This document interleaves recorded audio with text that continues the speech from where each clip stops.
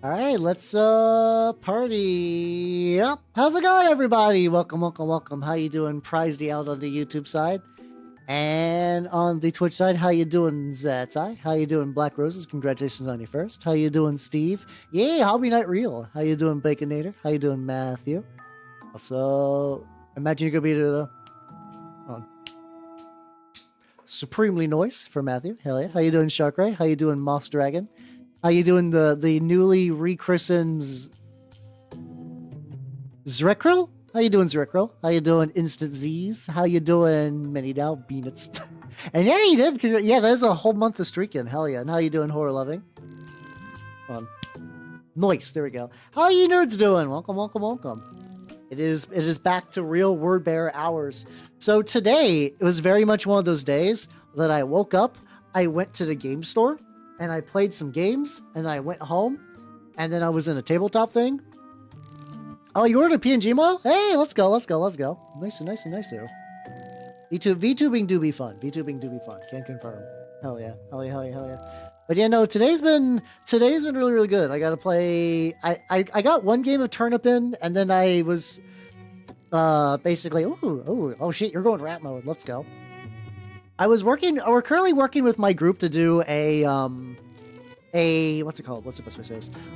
We're testing out our own custom Turnip 28 scenario, which is like kind of like a soccer variant, which is going pretty good. Ooh, fuck yeah. How doobie the bot war is going. Also, I'm working on this lad again, and I realized that like I really didn't like the color I used for the skeleton. So I'm gonna paint them brown, and then I'm going to do a bit of dry brushing on top of that. But I'm going to do this really thin, so if any of the yellow does kind of shine through, it'll still look pretty good. How you doing, Callahan? Welcome. How you doing? Yeah, there's like, I understand that there is an appeal of like, I played this game the entirety of today, and that felt pretty good, but there is like something to be said about just getting a game done in like half an hour. That does sound nice. I think the Turnip game, it was really funny because I rolled blunder in today's Turnip game, like, probably more than half the time I activate a unit. Everything was fucked up. I just barely managed to win on scenario. I barely like most of my models were wiped out, but goddamn did scenario get me through at the very, very end, which was nice. I like it when I squeeze out a little victory. I rather like a squeezed out victory than like a overwhelming one, which is legit. Ooh, oh yeah, fuck yeah. How'd the demo go? But yeah, I did. I went to the shop today, and it's actually kind of interesting. When I was on there, I was like, I'm still in a Lancer mood. Weirdly enough, like I'm still like sometimes when I'll run a system, I'll be like, well, I got that out of my system, I guess, for lack of a better word. And I'm like, okay, so it's like definitely want to do that again. And I've been thinking of ideas. Also, it doesn't help that, like, Ronan apparently was doing research for Lancer, and she found this, like, YouTube. It's really weird. I'm usually kind of whatever on Texas Speech Guys, but there's, like, a guy called, like, what's his name? There's basically a dude that does, like, a kind of joke 10-minute meme review of, like, every mech. They are called 11 Dragon Kid, which is the worst name. I'm sorry, that's a terrible name. But their stuff is pretty neat. Oh shit, we got ad break. How you doing, No Nintendo? How you doing? Welcome. And how you doing? Shit. How you doing, ours? Welcome as well. Gotcha. Doing this very thin is actually kind of working in a way that I'm pretty happy about. This guy's actually like not significantly far from being done. How you doing, ours? Welcome. Yeah, like this guy's like relatively close, especially since I'm doing this brown very, very, very thin. But yeah, I went to the shop and it was pretty good. And I was about to say, yeah, so I found like a long time ago before I was a VTuber, I ran a space fantasy game for my local group.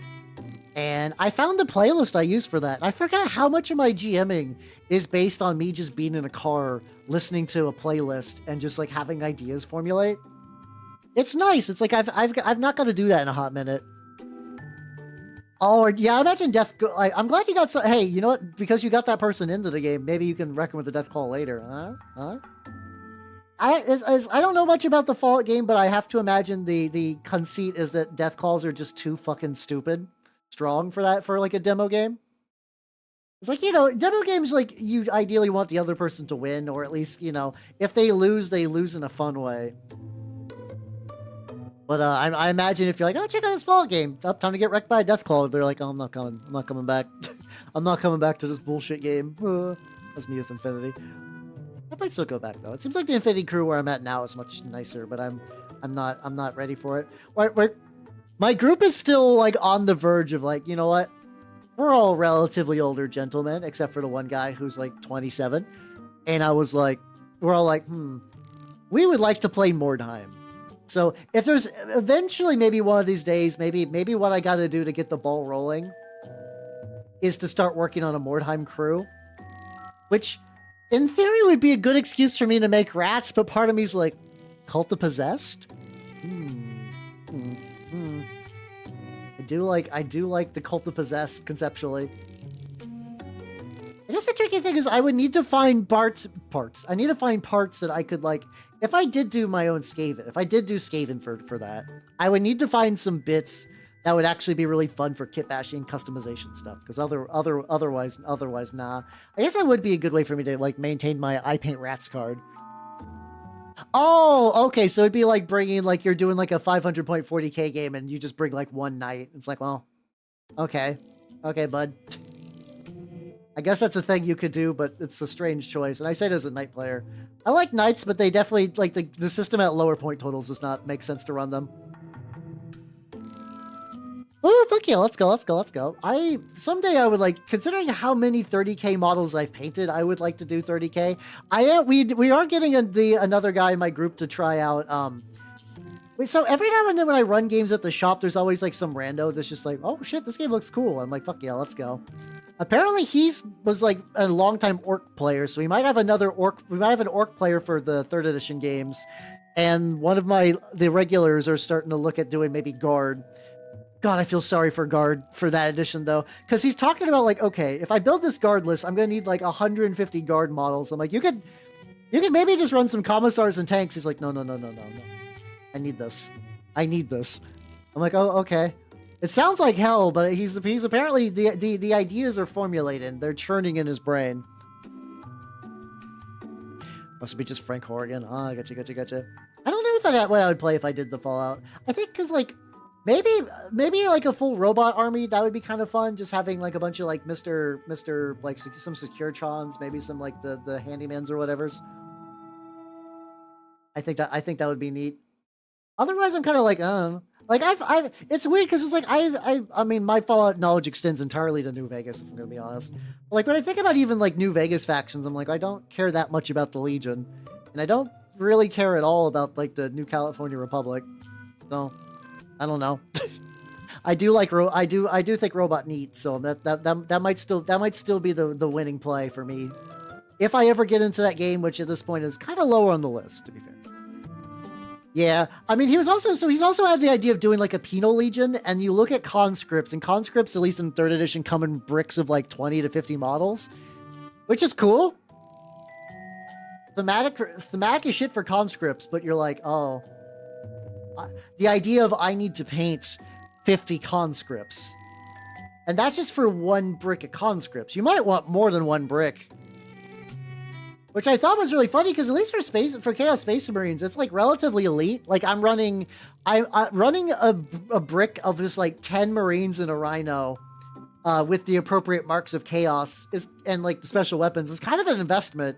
Meanwhile, the convict squads are like, fuck it. Here's 200 points. Here's 50 guys. Eat shit. They're all bad. They will flood the board, and that's fine. That's all they need to do. I don't know. See, I've only really looked in that codex just to see rules for the Lost and the Damned, and Lost and the Damned really doesn't get any of the kind of like the command structure for infantry. Lost and the Damned is entirely like you get Chaos Space Marines for that. Chaos Space Marines will be your command structure, and that's fine. It's just that I just don't know it. I don't know any of the guard spice, which might straight up just be like doing that.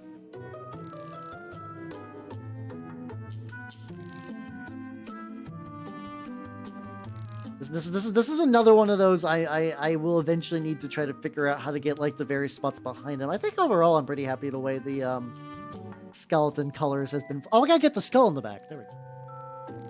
Yeah, I mean that's also the reason I've never done guard. you know how I am with how slow I am with horde armies. I do like conceptually the idea of mechanized guard though. I do really like the idea of having like a shitload of tanks and stuff, and like not even having a huge amount, like not many dudes. But I also understand that like a guard is not like my typical army. They're one of the ones I'm kind of like, like I like Lost in the Damned. I like cultist hordes, but I just guard don't do much for me. Maybe, I mean, there's like quite a few named characters in that book. Oh yeah, there were inductee in second edition for. I like the word bear inductee were kind of fun, where it's like, okay, if they like kill a guy or something happens, they get that like dark channeling ability where they become like slightly demon possessed, which is fun. Yeah, I guess I am really just using this like as a kind of a funky little wash, which I'm okay with it because it keeps some of the shading in there. Like I said, I'm pretty sure this guy's like, there's like a couple little bits I need to get, and then I'll probably be popping that bad boy directly back into some enamel washing, which is good. I saw that there, I know that people do those like little like fidget poppers for like painting palettes, but I also did see that army painters apparently doing a silicone-based palette that has that like same kind of like tech to it, I guess. That makes any sense? Where you just kind of like pop the other side, but like the silicone stops the paint from sticking. And oh, that's metal. I have all three of my metals real close to me, and I picked the wrong one. Because originally I was like, well, I'm using a wet palette for like most of my shit, so I really don't need one of those. But I'm kind of realizing that I would like maybe just one for like my like metallic paints and my oil washes and stuff like that. I think for that it'd be pretty neat. Let's see, where's my metal dry brush? I don't think I want anything like a good brush for this. I want a shit brush. Get my shittiest brush. Because I think I just want to do a little bit of dry brushing on the gun, the bolter. So there's like a couple little metallic areas I think would be. Oh, I think that got a little too harsh. Yeah. A little bit of chip in. I guess I could kind of go back with some gray in there. Yeah, it's like a sharp gray turner. I can add that back in. Spiritual made diver yeoman. Oh fuck yeah! Let's go! I also did see apparently Westphalia released rules for the what's it called? Released rules for the new for their what's it called? The pagans. It's weird as shit. Because I was expecting the pagans to be a variant of New Antioch, because they have like the big machine armor guys and whatnot. No, their machine armor guys are actually apparently it's a variant of Rich Pilgrims, and their machine armor guys aren't actually true machine armor. They're just like heavy armor guys, which is weird as shit. I was not expecting that like at all. I don't know how I feel about that. Get a little bit of the gray back for when I went a little too over kind of like a worn bolter. I don't know how much time I want to focus up on. There we go. One of my paint pots was getting caught in some cork and it was just like wobbling and stuff like that. But yeah, the naval squad for them is like really sweet. It's a really fun list. You're gonna have a good old time. As if I kind of want like the idea that the paint on just this is slightly chipped. I think that sells it. That will get washed out a little bit. Just a little bit more silver than that. There we go. Got some silver on my palette, and I was like, oh no, I fucked up. Hey, wait! I don't want silver on my palette for this. I want the gunmetal. It's like a very thin amount that needs to go there. Yeah, no, this is the first war game I got to play today for Turnip in like several weeks, and I have not played any Trench Crusade in a hot minute. I think if I just want to play some Trench Crusade, I'm going to need to miss a movie night and go play at the one shop that does Trench Crusade during movie nights. I don't want to do too often because I like movie nights.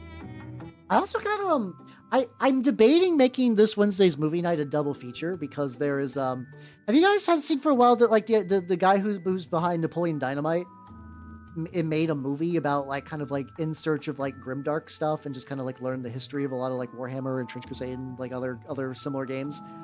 That's out apparently. I was not aware that that was out yet, but I did a pre-order on that, and I got a little announcement saying that that's ready to go. Do I want to do the marker? I got like a little bit of metal. I got the little bit of metal. I can manually do a couple little spikes. How you doing, Big Buckaham? Welcome. How you doing? How you doing?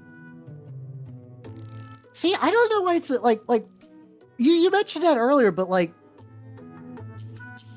is it post-mortem for Privateer Press War Machine? Because right now, War Machine is doing some of the best it's ever done. Like it's gonna be hard to ever get back to the heights of Mark II, but that's also because Warhammer was in its lowest stage it's ever been. But yeah, no, it's still very much alive and kicking as a game. I'm just not super interested these days, just because my priorities of what I'm into for war games. But yeah, so it's weird hearing post-mortem because it's not dead. It's more like a guy who like it's almost like a guy who was sort of like really big into college football, and then had like a leg injury, and then is now just like, you know, getting back in the saddle or whatnot. I wouldn't quite say it's dead though. I wouldn't quite say it's dead. It's a made-for-sci-fi channel movie. That could be a thing. The tricky thing is there's so many movies to already watch before getting into like series, just like sci-fi original series. Yeah, we got so many things to hit. Like I want to do like we still haven't watched the Van Helsing movie from 2004, which feels like the type of garbage that needs to happen for one of our movie nights. I guess I could save maybe if I save that one for October, just have like a bunch of like Monster Hunter movies for October, where it's like still fantasy schlock, but have the theme of just like ooh, we get some monsters in there and whatnot. Oh, there we go. Stop. Bikes are doing relatively okay. Love that movie.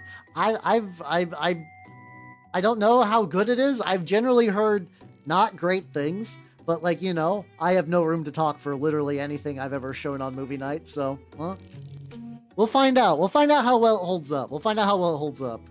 Only a matter of time. Let's get a little bit of red in a couple little spots. Also, speaking of the Huskarl guy, check this guy out. I finally did the varnish and the wash. I did that technique where you mix glue and some like grass, and that turned out pretty good, but some of the shine from the glue kind of like made some of the side bits shiny. I still need to do some like snow effects and then figure out, maybe I'm debating hitting this with a matte varnish on the base again. He looks pretty legit. Well worn Viking man. Okay. You know what? That doesn't sound like the worst time.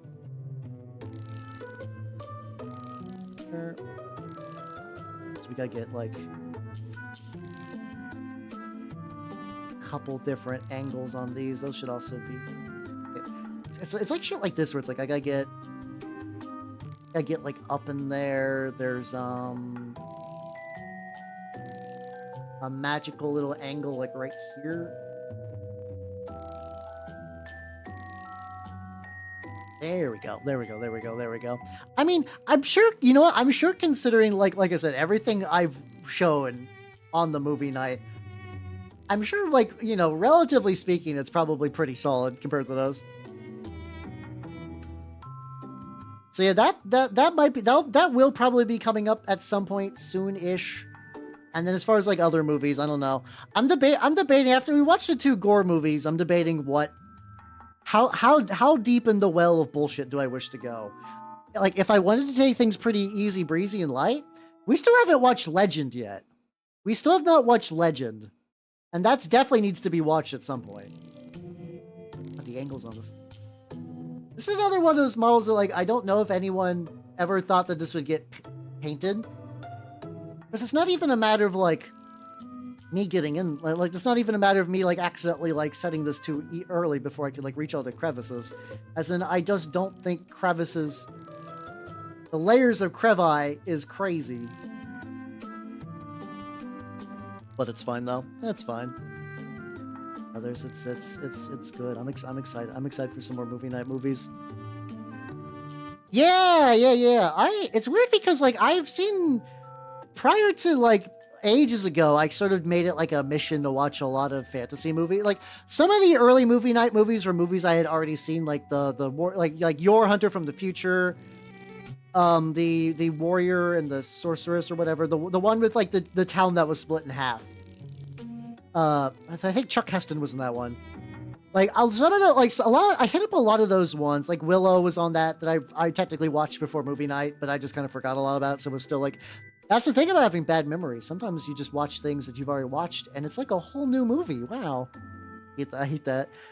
It sucks because my ability to retain knowledge is diminishing by my brain forgetting things.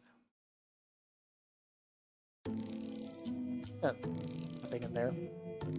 No, I actually would not be surprised if there was a lot of like borrowing from Yojimbo and that would not shock me in the fucking slightest. How you doing, the architect? How you doing? I'm painting this lad. This lad is turning out pretty good. Actually, that did do pretty good on there. Also been working on today when I got back from stuff. I've been dry brushing so many of these fucking Gambians. And then I tried to contrast. I had a contrast gray because I was curious how well the rocks would show up. And the answer is I might just give that a regular go. Here's my mini factory update. There we go. Oh, let me double check on that.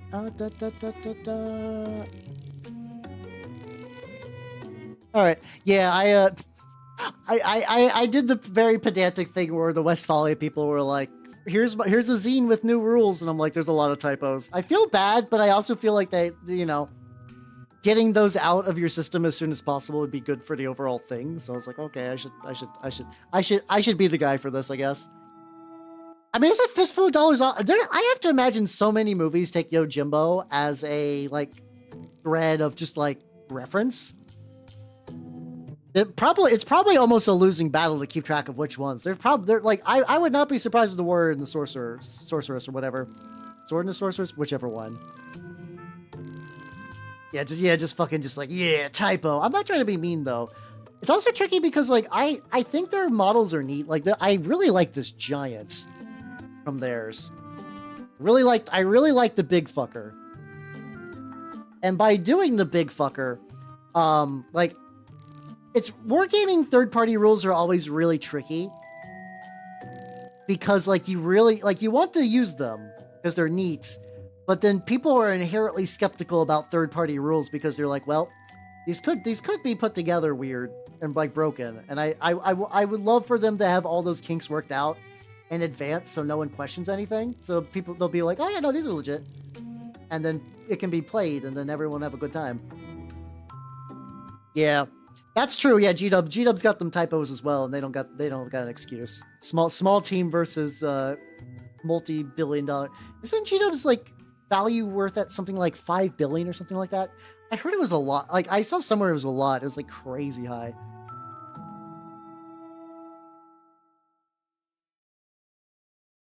A little bit on there. It's quite a bit though. It's quite a bit. Any other incredibly obvious?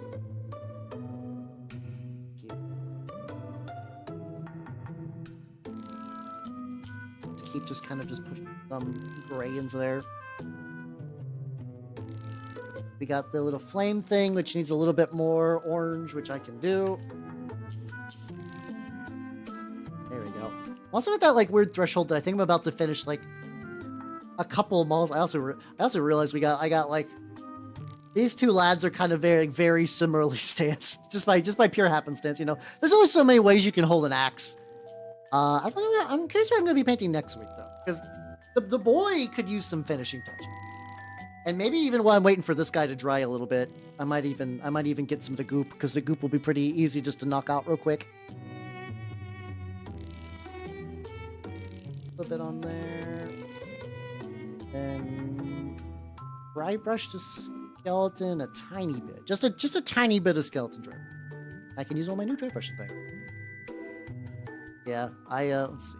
The thing is, I also still haven't seen like Yojimbo. I've not seen a lot of the classics. This continues to make me just entirely unintelligible for people that are like trying to have some like reference to point to me for movies and stuff. It's just kind of cracked out. I have to keep shilling things. At the very least, for movie night has given me some movies like Knight Riders that could be like, hey, this is George Romero. You've heard that name before. You should check out this movie. It's kind of neat. It's kind of neat. Oh yeah, no, I'm sure Yojimbo fucks like really, really hard. There we go. I'm basically taking the exact same color that I originally used for the skeleton. I'm just re-dry brushing it back onto the skeleton. Bug over there. Get destroyed, idiot. Oh, I don't have to get the entire skeleton. Some of the bits. Yeah, I'm sure I would love Yojimbo, and maybe I guess technically it's not really super fantasy, but it does meet the sword requirement if I ever wanted just to do like a Kurosawa classics for movie night. I guess I could always invoke Rule 0 of movie night, which is I can do whatever the fuck I want. I very much run movie night by the very loosest pirate sense of like these are more like guidelines. I can negate the guidelines at any moment.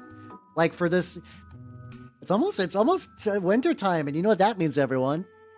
You know what that means. Star Wars Holiday Christmas Special in December. I think at this point I'm just locking in, and that's just going to be a tradition now. I think we're just always going to watch Star Wars Holiday Christmas Special near Christmas.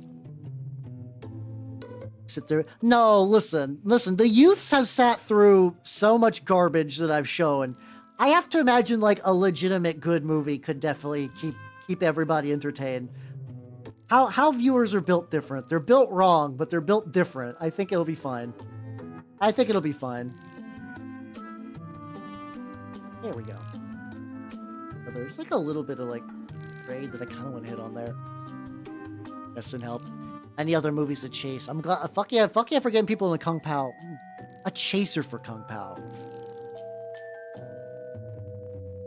I don't know, actually. I think you just want... No. The chaser to Kung Pao is to watch the DVD version of Kung Pao. You're gonna be like, how? That's insane. Hear me out. Kung Pao... So, there is a version of Kung Pao where they use the original Chinese, but the difference is, so like whenever the Chosen One says anything in that movie, he's actually saying something in English, but an entirely different word in English. So there is a DVD version of Kung Pao where like you get to hear all the weird variant stuff that is just normally cut out. It's really fun. There we go. It's enamel time. But that'll probably at some point in the movie. I do have that on the list. The list is just quite large. All right, let me scooch the lad. Actually, let's give the lad a little bit of time to dry. Let's go back to other lad. And what color was that? Dark yellow? I think it was dark yellow was the color for the goop. I'm gonna assume so. And worst case, I can always like repaint over it. This looks right though.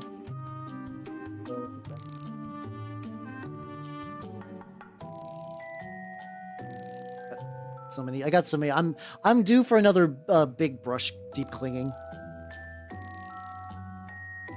So yeah, this is the guy I painted on Tuesday.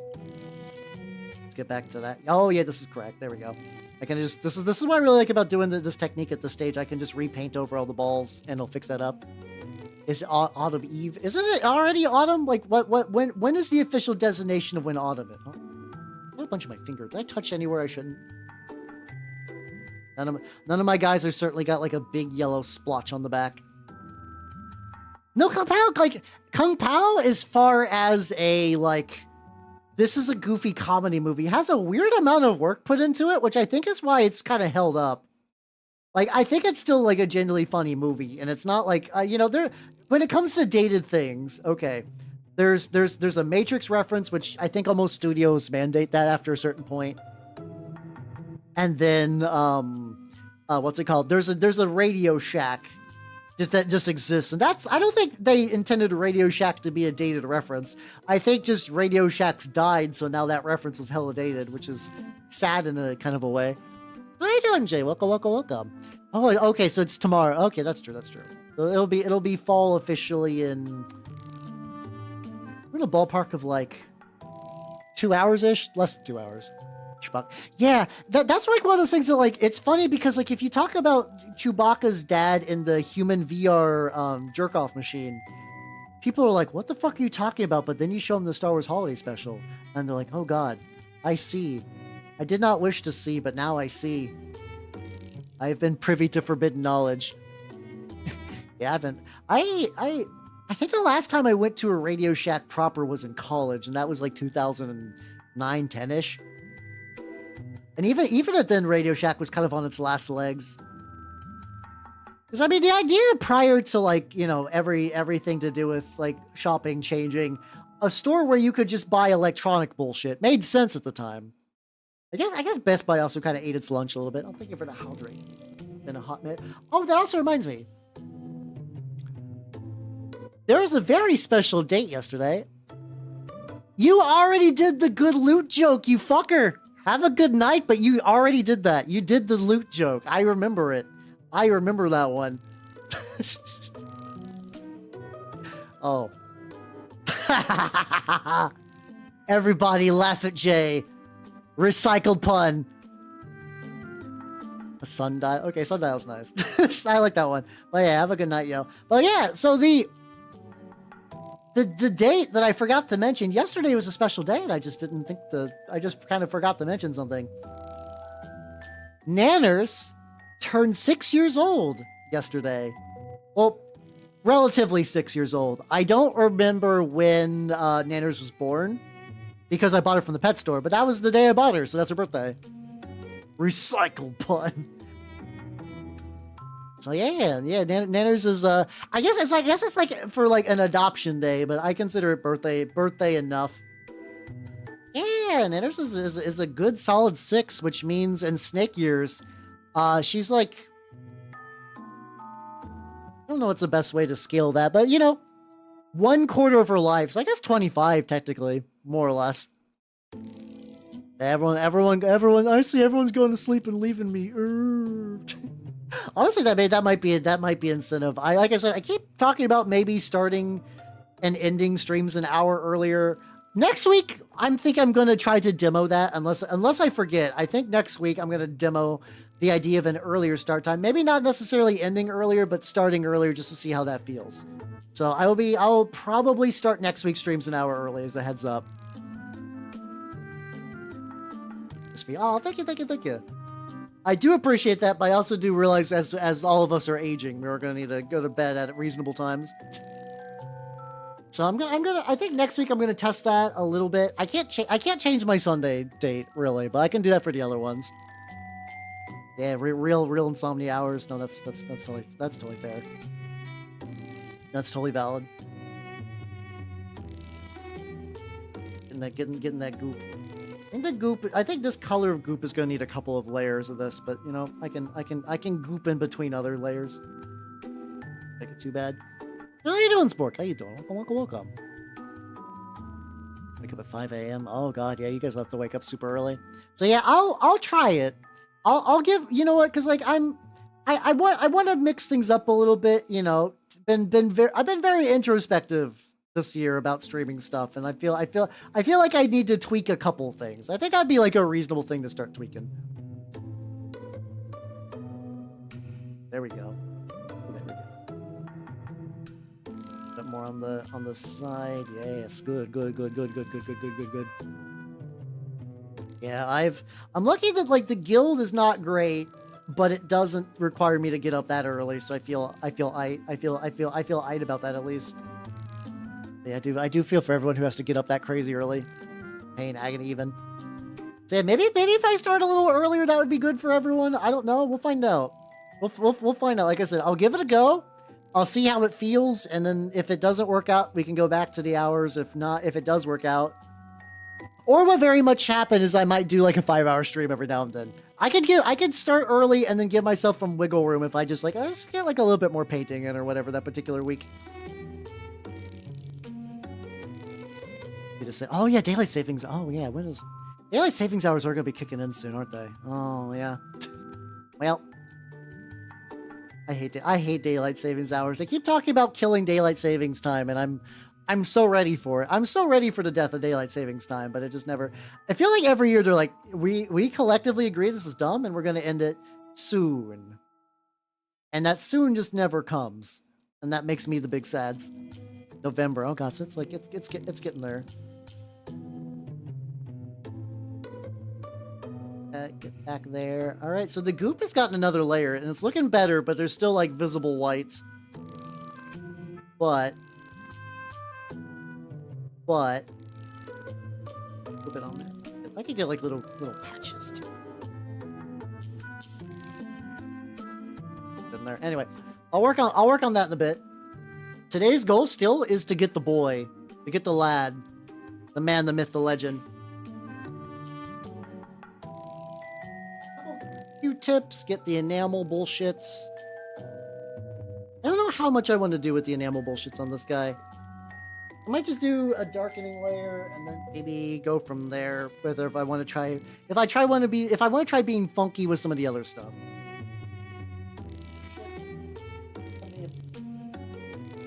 Good brushes for enamels. I love my enamel. Oh god, actually, this brush is kind of just fucked. Oh, wait, this brush has got like crust in it. I don't know what happened there. Why is there crust in it?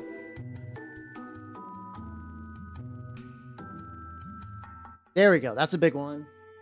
I need dish. Got my little mixy dish. Got my little squeezy thing. All right. There's always like so many like little miscellaneous supplies I need for the enamel layer. It's worth it though. Oh, how you doing, 14? How you doing? Yeah, gotta make all my guys little crusty fellas. Oh, one of the locals is like, man, you do a lot of crusty minis. How I'm like, yup. I think it's because like I was asked about like my highlighting style because I definitely don't do like edge highlights very much. Which pros I like the way it looks. I feel like it looks a bit more natural, but it does mean that sometimes from a distance a lot of my models are just kind of like dark. They're just very, very dark. How you doing, Chieftain? How you doing? Welcome. I'm mixing up a wash for the lad. And let's yeah, there we go. Nice. Get this in a bunch of different areas. I'm gonna make just a wee bit. Hit the skeleton. Hit all the. Oh god, there's gonna be so many little crevices on this guy. I got so much like the parchment. Okay, the parchment's gonna be tricky because I might need to try to remove a lot of that from the parchment so the parchment remains legible. But if I can keep at least a little bit on there, it's gonna look like sufficiently grimy. Drop in there. Just kind of keep it moving and schmoving. Oh no, my little tray of wash, which I can't show on stream because it's a reflective metal. It's as I'm mixing this, it's spinning. It's probably not a great idea that my wash is spinning. I'm doing the pod racing trick. But every now and then I get the urge to play the old pod racing N64 game.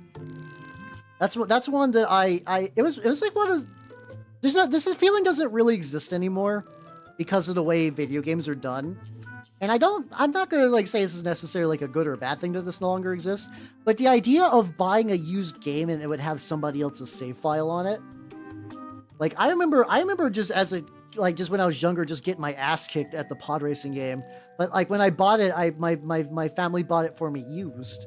But you know, I got a lot of my shit used for video games. I do wonder if anything, like me picking up a lot of my video game stuff used for like many years is why I'm very like, I like thrifting. I like looking through used bookstores and stuff like that. I like buying used models. And but yeah, no, it just had like a full ass save in that game. I do got unironically I get deep into crevices. Ooh, nice. I don't physically own any Yu-Gi-Oh cards, so I will not be able to give that a go. So someone else who does Yu-Gi-Oh stuff would have to test that out. I used to own ages ago. It was like I don't think me owning Yu-Gi-Oh cards really went beyond the like the Yugi. I think I just got the Kaiba starter deck because like I was like a lot of people. I was like, wow, blue eyes, cool. And I mean that hasn't changed. Like Konami basically made like 8 million cards for Blue Eyes and continues to make enough cards for Blue Eyes that, from what I understand, I don't think like Blue Eyes is like super meta now, but it has remained reasonably viable. Also, how you doing, J Race? Welcome. Yeah. Oh yeah, renting games with completed with files too is kind of wild. How's it doing, Fire Mango? Welcome. How you doing? You didn't need a save pack. No, yeah, most N64 games save directly on the cartridge. Very few actually used a memory card, to the point where like if you ran into one of those, you were like, oh, I'm fucked, I guess. Oh, how you doing, Elfco? Welcome, everybody. Welcome. How you doing, Cyber Cyrus VTuber? Welcome. If you do, and also you do Auto Defenestrator and Hanger Carrot. If you all do not know me, I'm Halbernut the Mimic Elf, miniature painting VTuber of the Nerdle Skaven variety. I am currently working on a Word Bearer Master Signals for Horus Heresy. Made to be played break. Oh, gotcha. Nice. Also, Hank Garrett, thank you for the follow. Welcome to the workshop. What were you up to, Elf Gal? What were you playing? They're not sure what you're doing. What were you up to, nerd? What are you up to, nerd? So I just gotta make the Streamlabs alert actually have a sound. I removed the sound when I did the Lancer collab. But yeah, for people who do not know me, I'm Halbernut the Mimic Elf, miniature painting VTuber of the Nerdle and Skaven variety, and I do be on my word bearer shit today. Okay, cool. I can remove actually like a lot of the wash at this early stage from the scroll, which is good. Oh yeah, no, hair dryers for, especially for enamels, is like the real. I use it mostly for enamels, but it's still like incredibly baller for just like even just drying regular ass paint is really good. How's how you doing, Paratrooper Dylan? I mean, it's just practice. It's just you just got to do it for a while. I've been painting on stream as a VTuber for roughly over 5 years now, and like you just get better at it. It's just a thing you got to do. You just gotta work it a bunch. Oh yeah, no, it's like Blue Eyes, like Abyss Dragon. I know there's a Blue Eyes with just like fat hips for some reason. Hey, this old hammer. Woo, very nice. Hell yeah.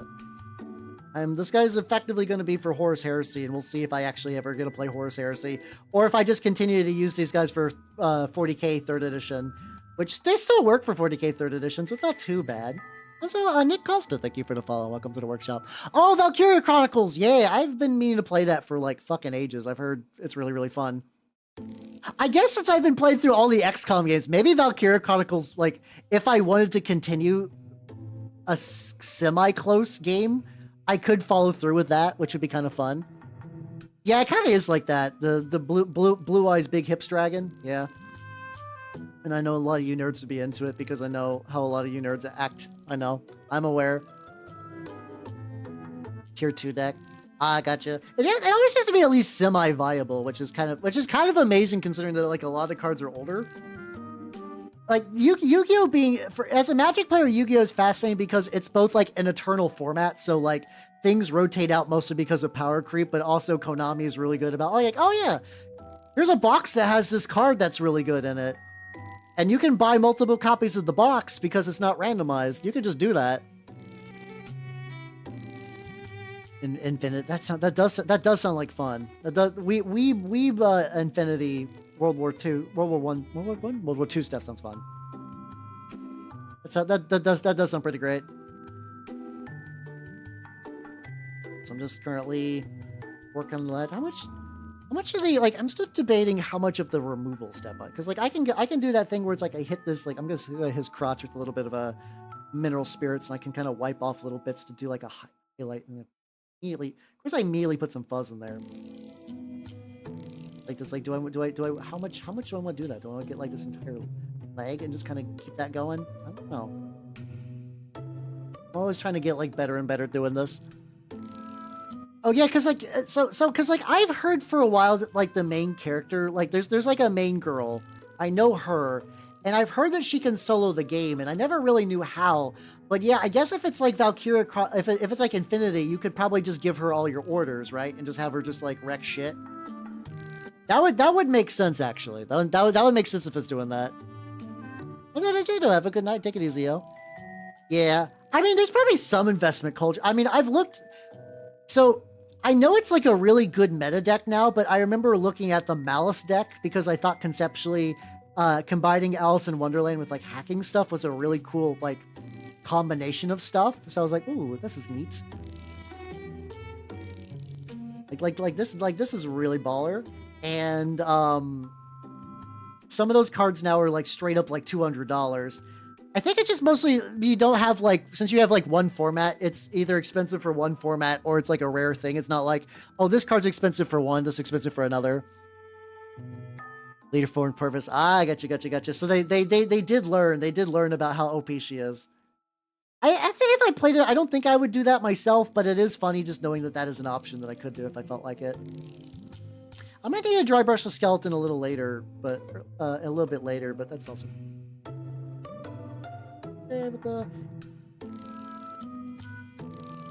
Just gotta hit some of these pads. Because this enamel layer always dries a lot darker than I think it is, so I'm just like trying to remove a lot more of it at the stage. Like, there we go. It's like I can just do that and just kind of like... There we go. So if wonder what I'm doing, so I put an enamel layer on the sky, and I use an airbrush to kind of, like a hair dryer to partially, like, you know, dry it. But now I'm taking a Q-tip with mineral spirits. I'm getting like little bits of the mineral spirits on there to like reactivate us, and then I'm just tapping it to try to absorb some of that. But with the base idea of like I want the end result guy to be pretty. Oh, mortar troops! Oh hell yeah! There we go. Yeah, I never really saw how that deck played, so I'm sure it was cancer, and it's probably better that they've fixed it or whatever. I don't know much about the Yu-Gi-Oh metagame myself. I tried to do Master Duel, and that was just like too much. I would just watch turns go on forever and be like, this is actually insufferable. This game is driving me fucking like ballistic. Cyberslop. Ah, gotcha. That makes me sad because conceptually I think it's a neat idea, but if it's I could see it does feel like all the decks in Yu-Gi-Oh that are like really bad are just like, yeah, you're just gonna spam infinite summons and you get a whole board of negates and you're like, whatever. I also can't talk much shit because my favorite archetype is not great, but I really like weather painters, and I do know that like weather painters, even if they're not like super great, are absolute ass to fight against because I just bounce all your spells back to... I bounce all your monsters back to your hand. How you doing, Lana? Welcome. How you doing? Schoolgirl good at math. I mean, yeah, that's why you put schoolgirls in your World War II army for math reasons, yeah. Everybody knows that's how anime works. Schoolgirls are superior at math and logistics. I love anime logic for stuff like that sometimes. It's fun. I've removed a decent amount of the enamel around the lad. I do like my weather painter lads. They're fun. They're fun for me anyway. I like using a kaiju to sacrifice the thing and then bouncing the kaiju, and that's like, once again, not great because I don't end on a board full of negates or combo turn one, but very, very fun. It's fun for me. All right, so this guy is big drying. I could maybe do like a very, very thin layer on the skeleton just to kind of like a little bit on that. Base, I'm probably got the dry brush. I'm probably gonna need a dry brush a lot of these. I wonder if I can actually remove a little bit of the enamel for the scrolls. Like, I think overall the scrolls look pretty good. Let's go see what happens if I just kind of like very, very lightly reactivate them. There we go. How you doing, Element? Welcome. What do I do? I paint rats? Oh yeah, I was doing a little rat painting off stream. I've mentioned, I'll show you guys in a sec once what I'm doing with the rats. Oh yeah, no, human. Like, I mean, I'm an elf, so I can't really claim a huge amount of credit for human stuff. But yeah, no, but brains are a fascinating thing. Brains really can do the wild shit. This is too bad. So these absorb a lot of the mineral spirits, just dilute things, but it's not like actively fucking with my text. I was a little worried. If the bottom's being a bit dirty, I don't mind. Yeah, no, I can just kind of do like a very nice pass and just kind of remove a lot of the dirt. Because I basically just have to like refill this each time. Fine, I can see. I think it's a series that I've definitely wanted to try. I don't know. I don't know if I want to subject you guys all to another tactics-based military game after XCOM. I can definitely see the burnout happening in real time for that. So I'm like, well, I should probably, whatever game I play for Sunday next probably needs to be a break from one of those kind of games. Maybe after I let the break happen, maybe I'll give that a go. How you doing, the rookie? How you doing? Welcome. Yeah, no, yeah, Nintendo. I don't think it's gonna get Nintendo sued, but I do think Nintendo is like, I don't know. I would argue that Nintendo is losing some like goodwill and faith in the public, but I feel like a lot of the public likes Nintendo, so they'll just agree with them. With the whole like lawsuit thing, they'll be like, "Yeah, get their shit, Nintendo." And it's like, well, that's not great. Kenshi, I do want to go back to Kenshi. That's like, I gotta be careful. I gotta be careful because there's certain autism well games that are neat and people are down for, but then you get deep into the weeds of those autism well games, and then people are like, "Oh yeah, no, actually, he's just autism and maxing for a while. I don't know if this is good watch material." It's that tightrope balance I walk, and I gotta figure out what to do. I gotta figure out what I want to do. No, servers can still have a brain. Yeah, they are like that. Okay, so if it's a bit more story heavy, that's not too bad then. So yeah, I guess it really is just kind of hitting up these. Oh no, okay. I'm realizing that like some of the mineral spirits is actually like removing, kind of making this faded out like a wee bit. Okay, so I just want to leave those alone then. Okay, so it's like that's fading that one out, and I think it's fine to have a little bit of fade out. I just don't want to go crazy deeper on these just yet. I'll probably need to do some touch-up shit later. So far, lad good. I'm gonna let the lad dry now. I'm gonna let the lad dry and work on the other lad a little bit.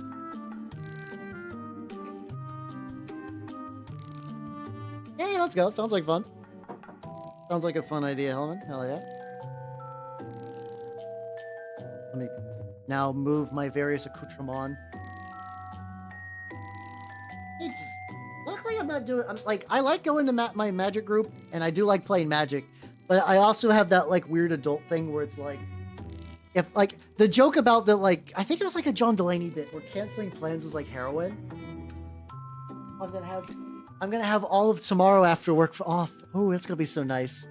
Yeah, basically, yeah. Basically, yeah. Anything like anything that's doing anything mechanical and intelligible. No, I'm not doing MechWarrior Online. There's MechWarrior games I think would be fun to play.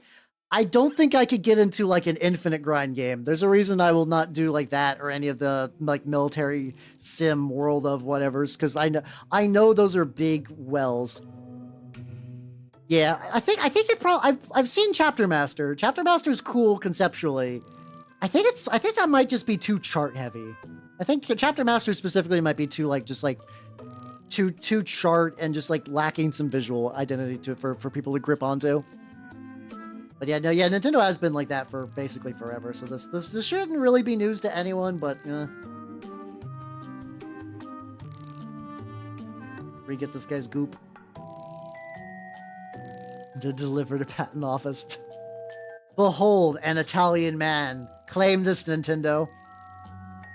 I feel like they would.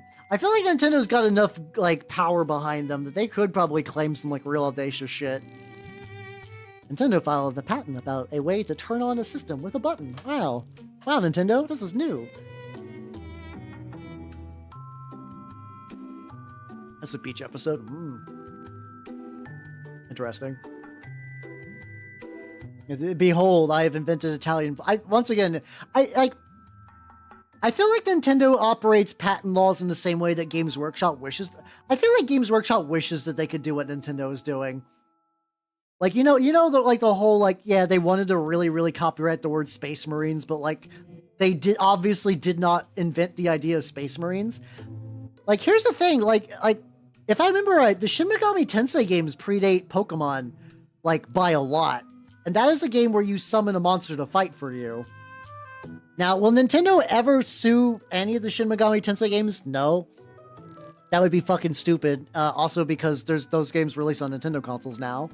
But like they definitely like a lot of stuff in that patent Nintendo didn't even really do first. The idea of like a monster in a container, or the way Dragon Quest does a lot of stuff similar to that as well. I forget if Dragon Quest monsters came out when that came out relative to Pokemon. They were like relatively contemporary for a very minor period of time.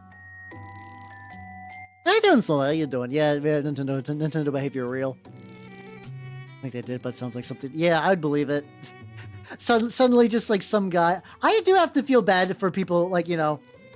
I think even now, once we find out people who are named Mario and Luigi, like the name recognition is just so strong that people are like, haha, Mario Brothers. I'm gonna try to also like layer the goop around the shoe. I still like, I don't think this was a good idea to make the goop leak out of him quite like this. And I'm debating like, do I want to counterbalance that and put some goop elsewhere? I don't know. I'm still kind of thinking that might have been a mistake, but like, it's like, it's too late now. It's too late now. Commit to the goop. Yeah, Nintendo be like that.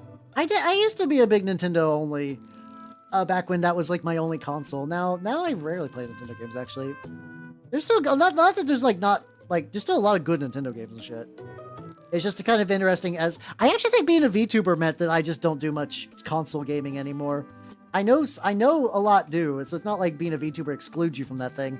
I just think because of the convenience of playing on PC. Like I used to stream console games and I still could. I have console games I could stream. There's apparently a really story-heavy PS1 fighting game called Evil Zone that I do physically own. Connect the goop here. I'm gonna connect the goop around this. This actually. Oh guys, my goop brain is massive. My goop brain is massive here. Oh fuck yeah, let's go. Is that they want to do. Oh yeah, they want. I would not be surprised about that. How you doing, nobody? Welcome. Yeah, I was my very first console was the Nintendo 64, and then from there, the first non-Nintendo console I got was a what was it was a PS1. I got a PS1 for like $40 back when older games were cheap because everyone thought they were shitty. Which they're not. I'm glad they're getting recognition. Older games are getting recognition as being like cool and worth like having value, but the retro market is fucked. So, also I'll do a similar drippy thing over here, where it's just like some slime cascades just kind of dripping around the side.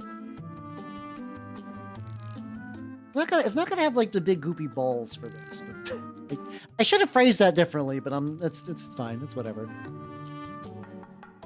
Yeah, I eventually got a 360, but I was gifted one. I kept my 360 around for a while, but eventually it got to the point where like every game I'd want to play on the 360 got ported elsewhere.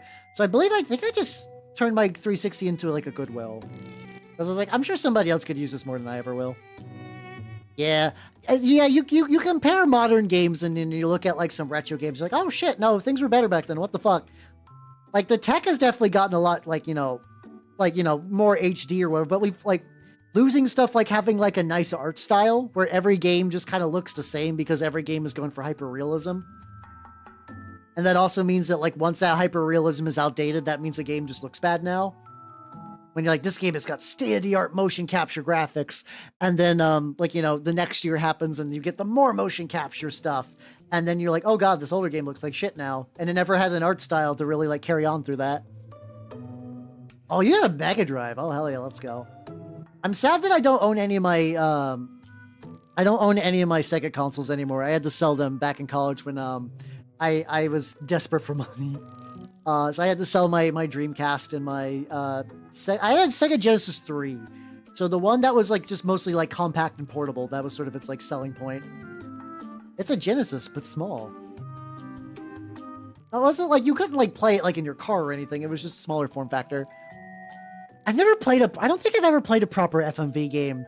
They just kind of sound like fun, like a really janky, like, God, I'm also tired of realism. God damn, I hate realism. Like, I understand that that's the thing that like, I hate to say it in this way, but normies like realism. They like it when you look at things and like, wow, this is like movie.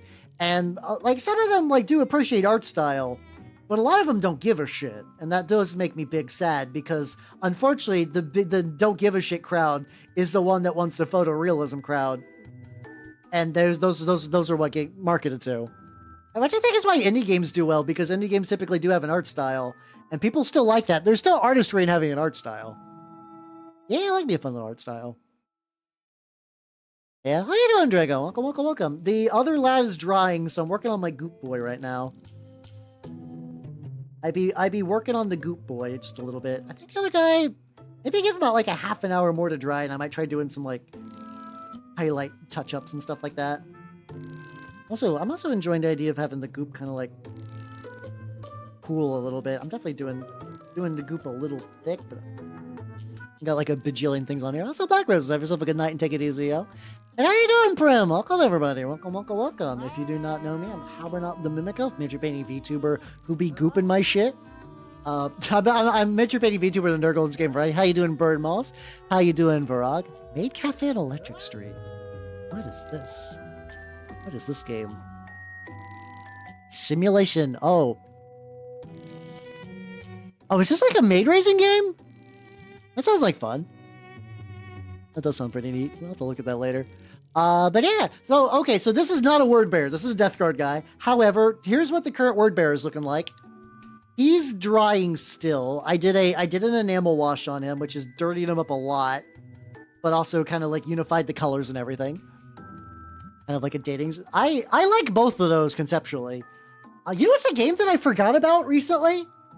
Girlfriend of Steel, the Evangelion dating sim. I forgot that got a translation. Not that long ago, actually. You date the maids. I mean, as people are wont to do, you know. It just makes sense. I don't know. I legitimately don't know if Girlfriend of Steel's very good. But like, yeah, it's a Sega Saturn dating. I think the PSP version is the one that's translated. But yeah, I think you could also date Shinji's mom, but I think you do it as Shinji. Which is a choice. I don't know how that works, but let's see, do I got a good picture? Oh, there we go. Oh god, this is incredibly low res, but that's fine. Why is this so small but also WebP, Nande? Listen, if I'm playing that, I don't give a fuck. I don't give a fuck about Shinji's lineage. If I ever play Girlfriend of Steel and his mom is cute, I will date his mom. I do not care. But yeah, I believe, hold on, let me mute snooze ads real quick. I believe she's the one in the sun hat. And I don't know what the logic is for her existing. That's a very cute outfit. That's a very cute outfit. And I think this predates Mari as a character by like many years. Unless she got retroactively added in there. The thing is, WebP is a good format. WebP is generally a good format. People are going to think I'm crazy. It's legitimately good. Maybe she gets out. Maybe there's like some weird time fuckery, so she gets a good out of Ava Unit 1. You're not wrong. You're not wrong. I'm sure there's some bullshit to that. The tricky thing is WebP is a good format, but just a lot of software doesn't support it. It's effectively like you get a bunch of detail like a PNG, including like transparency and stuff, but the file size is really low, which is why so many websites use it, because they're trying to save space, because there's a bajillion high-res images that's needed for the internet. It makes sense, legitimately. It's like in the same way that like ages ago, like, you know, people be like, why do you need a JPEG? Bitmap is all you need, bro. Like it's that kind of thing. It sounds like it doesn't make any sense, but it really does. Oh yeah, definitely older games did have art styles because of budget reasons and technical limitations, but I still, you know, still good for that. Hey, let me connect the Goop a little bit. Oh, you know what I might do as well? Yeah, Mari, that one. Or I think no. There's a Rei who is like a cat girl in the anime. The anime series is fucking bug shit wild. Like, Asuka fuses with Ava Unit 2 and becomes a giant woman who's also got the intelligence of like a 3-year-old. There's like 8 million Mari clones. Sorry, just 8 million like Rei clones. Mari is like a cat girl, and I think she's younger.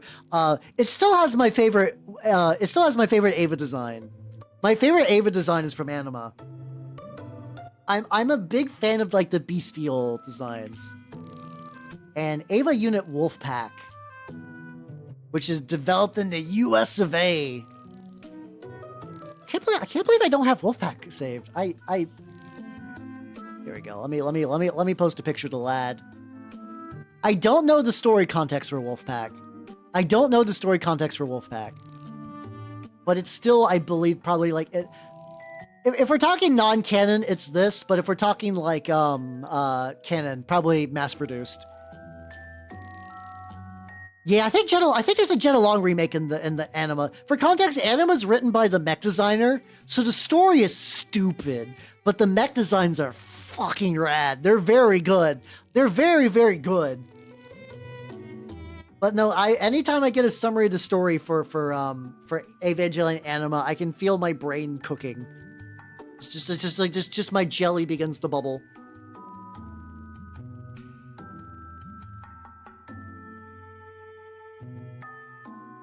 I don't know, actually. Yeah, I've heard basically something to the degree of a lot of Metal Gear. A lot of the Metal Gear. Wait, don't fuck the dog, Ava. What's happening? Why are you guys saying wood? Why are you guys saying wood to this? Why? I don't know. I know there's a joke that people are saying that like you're a weak monster fucker if you won't fuck like a blob of jelly or like a whole ass dog, but I have limits. I have limits, and my limits basically are like mostly insect girls. Insect girls are rad, but still. Like, let me get some red. I'm gonna try doing some like stipple highlights on the lad. I don't know. I don't know. I think Wolfpack was made for America. Don't see a lot of crab girls, but I'm gonna say yes. For me, my criteria is I like me an insect girl with I need chitin. I need chitin for it to like really count, you know? If it doesn't have chitin, it's like what's the point, you know? I'm gonna try going like really thin. I always use like the crotch plates for like testing.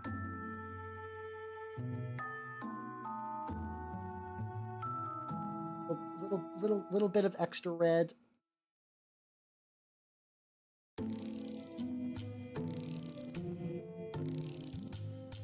Wait, how much red? How bright do I want to rebuild these colors up? Let's go. See the most crab girls. Really? I don't recall any crab girl. Oh yeah, fucking Daemonettes. Yeah, I didn't even really register the Daemonettes probably do count as crab girls in the grand scheme of things. Yeah, I didn't think of that. I didn't think of that actually.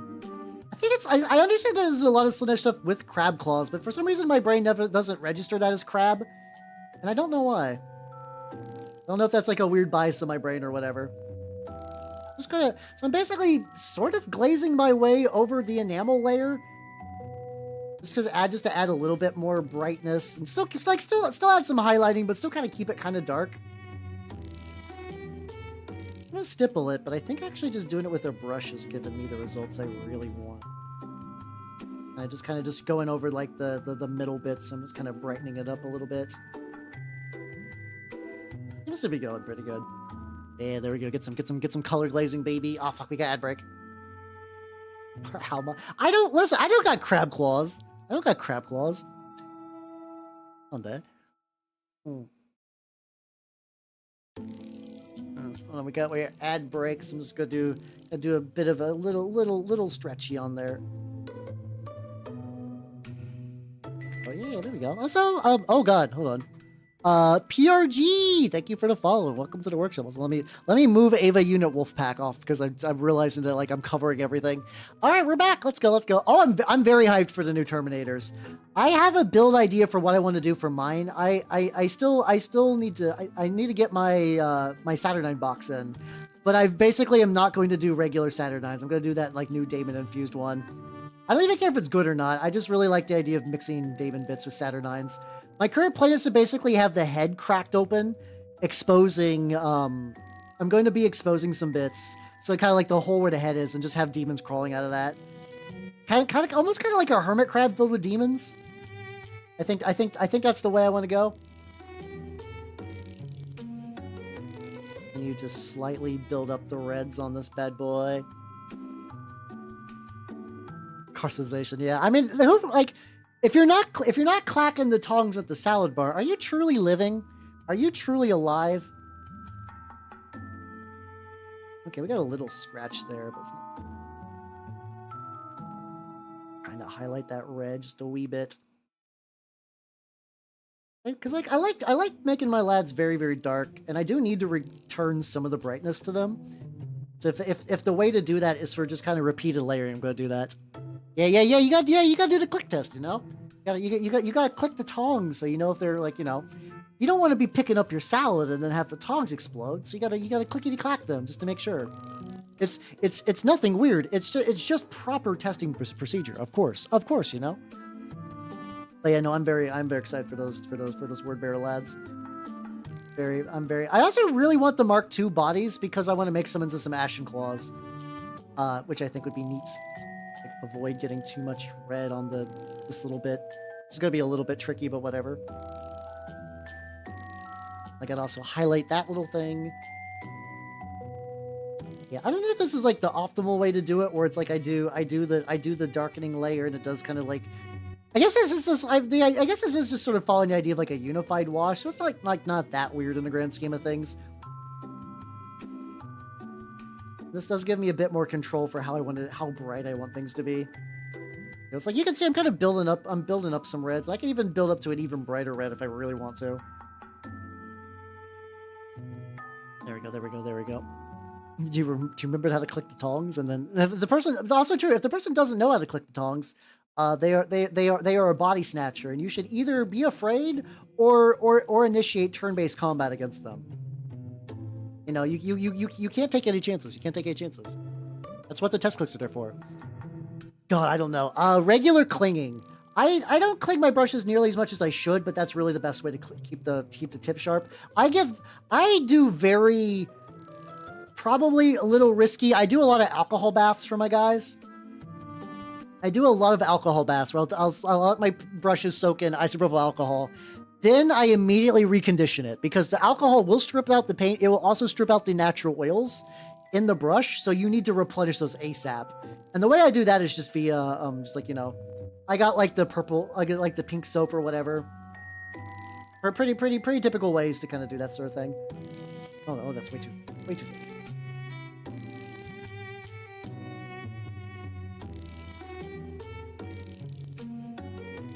I definitely did that a little bit too thick.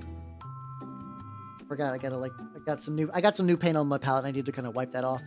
Yeah, really. It really is maintenance will get you really far in the mini hobby. Oh yeah, let's go. Oh, so you're doing a box art style too. Hell yeah. I'm being very selfish. So I'm just gonna roll all mine into word bearers, but like, you know, that also not everyone's got the squid. This is the squid bucks discount that I got because whenever you guys buy shit from squids, I get squid bucks and I turn squid bucks into minis, which is nice. Between that and my buying used malls at my local LGS, I do not need a huge amount of stuff new from G-dubs, which is nice. Keeps my hobby affordable. Because otherwise, dear God, how the fuck would I afford any of this? 40K minis in particular are expensive. Having a 3D printer is very nice. Having 3D printers is very nice. That little edge is good for highlighty bits. Continue brightness to that. Oh, speaking about some stuff, I got some lads today.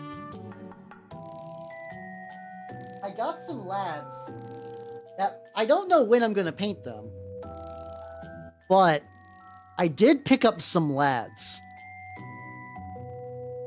These guys were like $3 each, and I got like 10 of them. Actually, no, I got 10 of them, realized that there's one more in the shelf, and I was like, I went back to the guy at the shop, and I was like, hey, I forgot to buy this one. I'm going to also buy this one. And they're like, you could just have it, my guy. I'm like, yay, I love my shop. Yippee! I'm probably because like in the 3rd edition, you can just have like a squad of word bearers in your mixed army, so that's probably what they're going to be for. But if I want to make things a little zinchy, a little fun, yes, it's finally Trimus Maximus is real. I don't know when they're gonna get painted. I need to strip the paint and everything. But yeah, no. I'm subjecting myself to the horror for your amusement and my amusement. Stuff like that, you know. Oh god. The phrase skinwalker at the Golden Corral has such power to it. It's a really powerful phrase. Like there's so much gravitas behind that. Yeah, I got my isopropyl alcohol. I got some other things I need to clean off too, so they will not be lonely in the jar. The jar will be quite crowded with their brothers. Brothers from a different Primarch. Yeah, that's how that works. Side as well. Bit on the back side. So it does look like I'm building up the red a bit more. This lad is getting significantly brighter as a stretch, but I still want to keep that like darkish red with some highlighty bits. Now the thing I do need to do, speaking about highlighty bits, it's time for white. It's time for some white. So I'm gonna get some drink real quick. I mean, the thing is, 2 boxes does give you a full army. I don't know if you'd ever need 2 of the gigantic fucking Terminator dreads and the Saturnine dreads. But like 2 units of Saturnine, you got like a bunch of Mark II bodies for, you know, for tacticals and veterans and whatnot. You got a Praetor. You could also make, you got Centurion, 2 Centurions actually. You can even make one of them like a Tech Marine if you feel spicy. There's enough in that to like really kind of give you a whole army. So I don't like, if you're like, I would like to play Horus Heresy, I don't think that's a greedy move. It's a reasonably economical move. Now, playing Horus Heresy is not a good economical move in general, but like, you know. Ooh, fuck yeah, let's go, Lana. Hell yeah, hell yeah, hell yeah. I have not done anything Trench Crusade in a bit. I do got some ideas of things I want to do though. Like I think the next Trench Crusade, I just need to take this lad. This mechanized power armor dude. And I just need to put some snow on his base and do some other kind of similar maintenance bits. Playing the book. You can always sell the book too. Like if you got two of the books, you could just sell one of the books. I think that would be a good way to recoup your costs. Yeah, it really, yeah, this whole hobby, it is a bad economical move. I think overall it's not too, so I purchased this for this day. That was about it, really. I don't need a crazy amount of stuff. You made for 1K Marines? Wait, so for like 1K points of Marines for Horus Heresy? I don't know the point numbers off the top of my head. I think a full 20-man tax squad is like 200. And I think you get 40 Marines per Saturnine box. Like something like that, maybe? I would really need to double check. I would really need to double check how many troops you get in there. Oh, is it? Oh, that's not too bad then. Wait, 160, not bad. Well, I feel like the first one was more accurate. Oh, a full. Oh god, I don't fucking know. because the thing is, you also have to buy. Like, you know, all the different like variants, positions, and weapons and stuff. If you're buying a full chapter is insane. So some people do it. There are people who have done like so like I'm somebody who flip-flops between a lot of different armies. There are people that are like, yeah, I only play Marines. I only play Imperial Fists. I've done this since the game was young. I straight up have like an entire legion worth of Imperial Fist. And that's cool. I kind of like the purity of purpose of that because like, yep, I don't need anything. I only will ever do Imperial Fist. Why would I need anything else? And that's nice. I like that. That's like legitimately, I think that's really neat. But I could never do that. Like, I have so many. I like different armies for different things and like different stuff. So I could never be that loyal. Maybe as a filthy chaosman, maybe that kind of goes to the territory. Oh yeah, if you get the store credit, that's not too bad. Like store credit's basically like free, kinda, or more or less kinda. It would be fun just to get 1,000 Marines and like 1 Rhino though. Yeah, that's true. Just like, oops, a very small quantity of these lads are actually going to scoot around. We'll find out which ones that will be. Okay, we're hitting this guy with the yellow, which is going pretty yellow. The white, which is going pretty good. think I definitely need to. I think I've gone a couple times where I definitely need to give the white a second coat. This is going on like very smooth. Very happy about. Oh god, the angles. I mean, I'm sure that's a thing you could buy out there. I don't know why you would want that, but I mean, I'm sure somebody's selling that. Might just be easier just for you to buy a 3D printer and just make your own at that point, though. I saw that, rookie. I saw what you wrote. I saw what you wrote. I see you wilding out. But yeah. Otherwise, my purchases were pretty tame. I've also been on a big kick about repurposing some other older models I got. I talked about wanting to make a Kit Bash Marigal, and the Seething Black from the Westphalia guys had a really good desecrated saint body that I'm like, actually that would be a good base. Oh, that was intentional. I got you.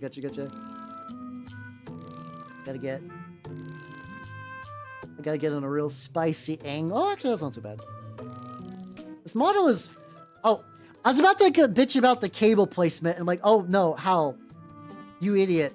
You made the cables. I made the cables. These cables are made of like armature wire. The original kit did not have the cables. So any placement of the cables is entirely on my fault. I did this to myself.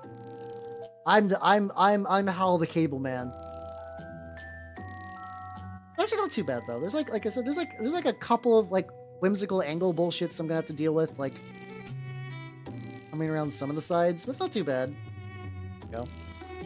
And the nice thing is usually with some of these, like if I don't get the white perfect, I can just kind of go back later and like the glow will sort of cover it up a bit. Yes, hoisted once again by my own petard. Which as a Word Bears fan is pretty appropriate. I like the Word Bears. If they show up in fiction, in the Heresy, I think that in the Heresy, Word Bears and World Eaters are very interesting factions. Like I've actually seen online a lot of people who are into World Eaters mostly do Heresy World Eaters, because I think that's when they had a bit more identity than like I big berserk hard. And some people do like I big berserk hard. Don't get me wrong. That is a very popular archetype for a reason. But you do see a lot, because I do think that's sort of like where those two legions shine. And then you get into modern day 40k where they're like, what do you do? Lol demons or lol berserk. Lol rip and tear.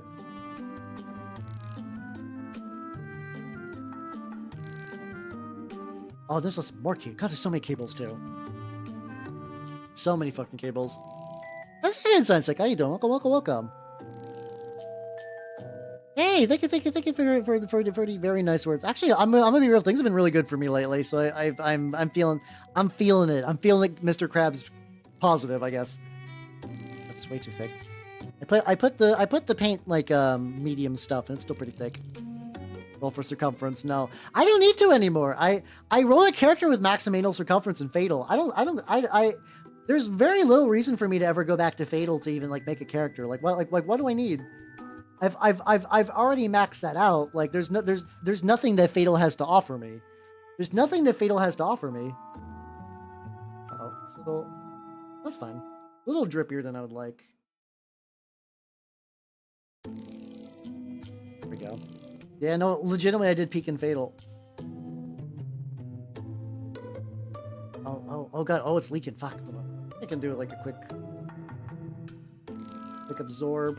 Hey, there we go. Ooh, oh, that fixed like all of it. Fuck yeah, let's go. Now these are the cables I did not add. These cables are part of the original model, so I can bitch about these and be fine. Told you. Wait, you're talking with Yora about fucking Fatal of all things? Yeah, because like Fatal character creation can be fun because like Fatal's a terrible game, but anything that has a chart-based character creation can be fun because the whimsy of charts is universal and pure. Where it's like it doesn't matter if the game is bad. Rolling on charts and you're like, oh shit, is fun. So what was happening is originally I was gonna do a Changeling campaign with Yoro, and it just didn't pan out. Like one of the players had to like deal with basically go offline for a while because of like family issues. And it kind of tanked the momentum of that. I would love to get like, I think that campaign is shot, unfortunately, but I do think I would like to try to get more like, I've been stewing on the idea for like a Lancer thing. I am craving. I like the one shots I've been doing. They've been good. I've been realizing that I really miss having a continuous game, like a game with like multiple sessions. So I really want to do that. No, the fucking I still cracks me up that Fatal was like, oh yeah, no, we're gonna try to clean up, including changing the name. It's like, so Fatal used to be, was called as like, oh, it's from another time, another land. When originally it was like fantasy adventure into adult lechery or some shit. It's like, come on. Like you can't clean up Fatal. Nobody believes you, my guy. No, oh, God, I got the horn too. Actually, no, I got around the horn. That's not too bad.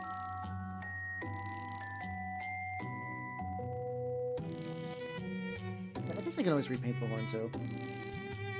There we go. Yeah, I would like to do some more stuff. Yeah. Oh yeah, it really is. The thing is, like, I do know that there are VTubers, their entire thing is like, I do nothing but tabletop RPGs, so it's not impossible. And I do think some of it is I need to quit being a baby back bitch and try to get, like, you know, approach people. Like, it's tricky because like there isn't a natural like I'm okay. I'm in a weird spot where like I'm okay with asking people. There's some VTubers that just like crumple up into a corn cob whenever they're forced to like ask someone a favor. I'm kind of like that to some degree, but also for like doing one-shots, I'm entirely fine. It's asking for repeated usages of someone's time where things get really fucking tricky.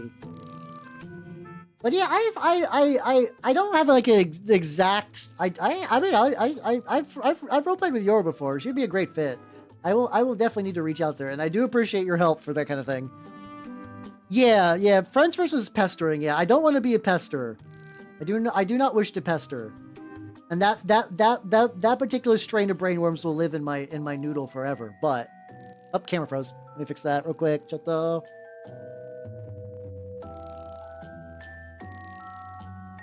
14, you fucking nerd. Ah, you fucking nerd. Anyway, how you doing, Kill? Welcome, everybody. Welcome. If you do not know me, I'm Halbernot the Mimic of miniature painting VTuber of the Nerd Golden Scaven variety. Today, and also, how you doing, Inquisitor McSister Fister? Well, it's a good thing this is a chaos stream. How's it going? How you doing, ADC? No, welcome. How you doing? Oh shit, are we going Mimic mode today? I see. Ah, there we go. No, I still want my apron on. I want Pena to be like around. So speaking of, hold on, I'm gonna turn on my AC real quick. It's getting real fucking warm. And then I'll be back in like a second. Don't worry, I'm not going anywhere.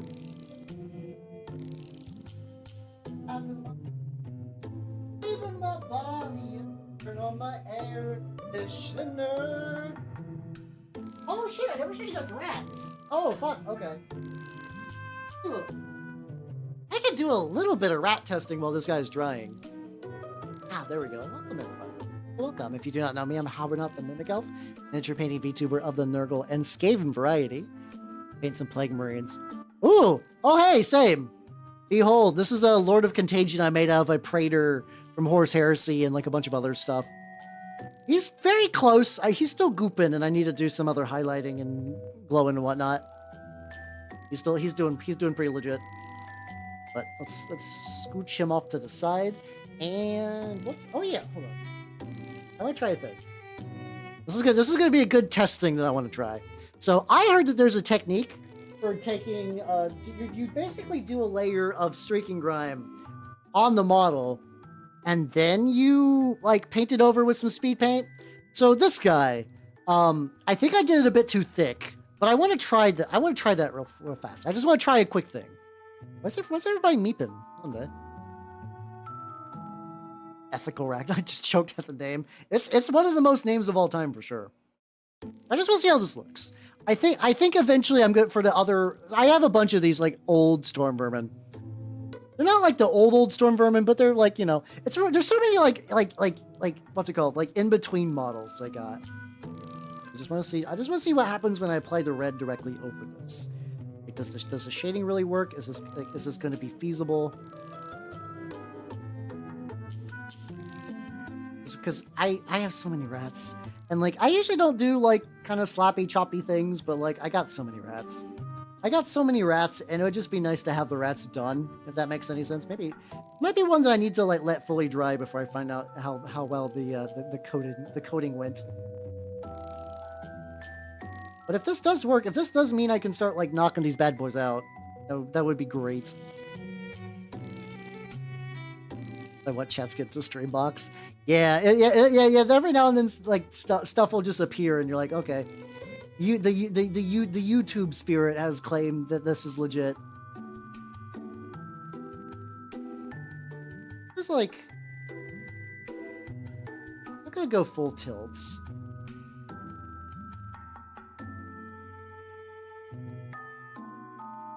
I'm just gonna.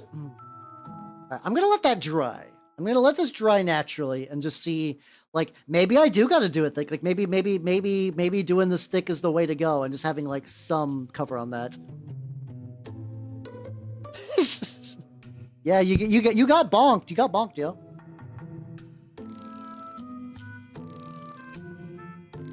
Unironically, yeah, if this works, I could do a rat stream. You are not incorrect on that. This guy's... It's like, okay, so there's, like, this cabling back here. What the fuck do I do with that cabling? I guess I just try to go in as much as I can.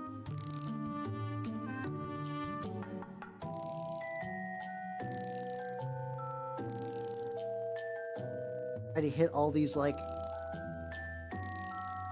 Fuck, some of that's a skeleton arm. Fuck. Okay, well, it's gonna be glowy anyway, so it's not gonna be the worst.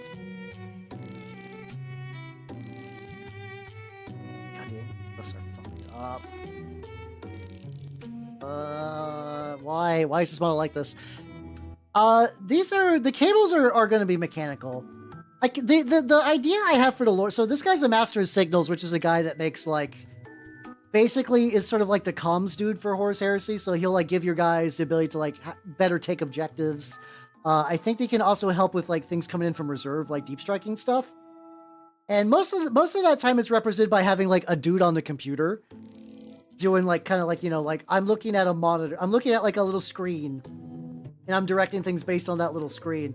I'm going with the idea that this guy channels, like, the warp and then feeds it to his box and kind of interprets the will of like, the warp from there. But yeah, these cables are going to be glowing bright green because I really like things glowing bright green. Glowing bright green is one of my favorites for any word bearer stuff.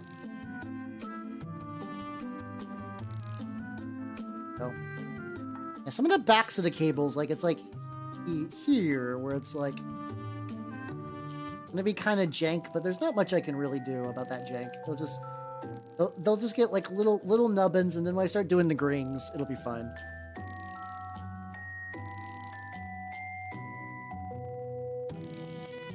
Oh fuck! I also know I want to do like a little. Do I want to do enamels on that little back bit? Ah, that's fine. I get the color shadings on that's not too bad. I can just do some goop. I love tube time. Tube time is. I'm debating, like, I could tube time the face as well, but I think I would lose the metal grill of this if I started tubing. So I don't think I'm gonna. I think what I need to do is the flame. The flame is the tricky part because it needs, like.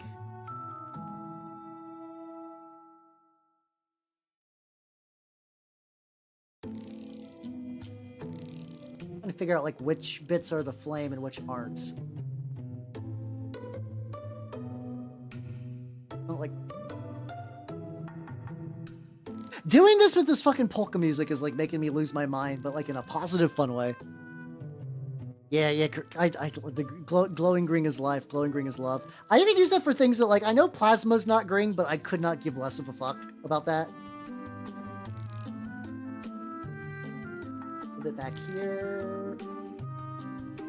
And I think what I do now is I think I just wait for that to dry a little bit. Oh, hold on. There's like a little bit of connector bits I can do. Like right here. Gotta wait. I just wait for it to dry, and then I give it a go. There we go. And then while that's drying, you, buddy. Oh my god. Where's my snow? Where's my... I got... Pixel and... Maybe I got some... Oh, this is good. This is... I got a big-ass tub of AK Interactive snow terrain. Hopefully it's not dried the fuck out, because I have not used this in... way too long, actually. I've not used this in a hot fucking minute. It is... Yes, more. Or tactical application. Well, this should be good. There we go. That a little moist. Please, please not be dry. Please not be dry.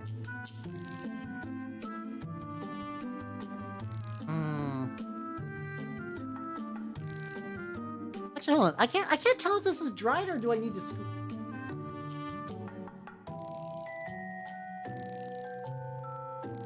Generally, where's my scoop? I was using it earlier. Okay. Can't find my scoop. Let's see. So I'm gonna try this. It barely sticks. Hold on. Okay, I can it's kind of got the consistency of cream. Like I can like whip it.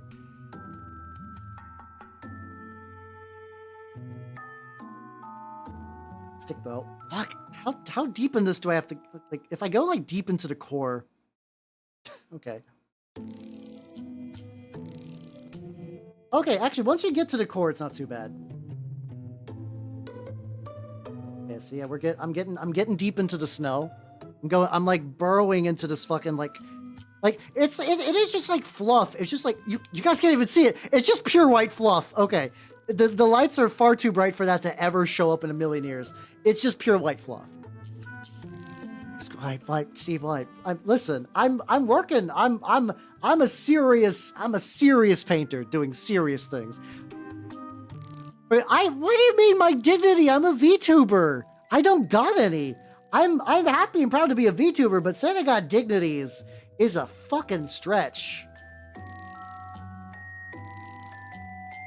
I'm just gonna try to like. Why does all my AK Interactive? I seal this pretty tight too.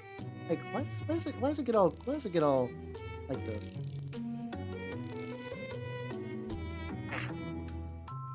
Nope.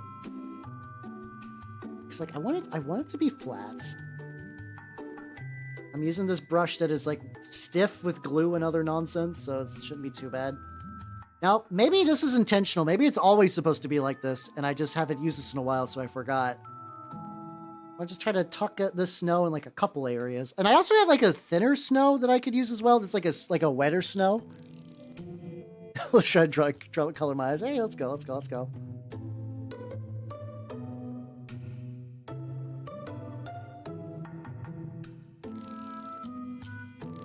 I mean, okay. Now that I'm getting like a better feel for this, it's not too bad. Not too bad.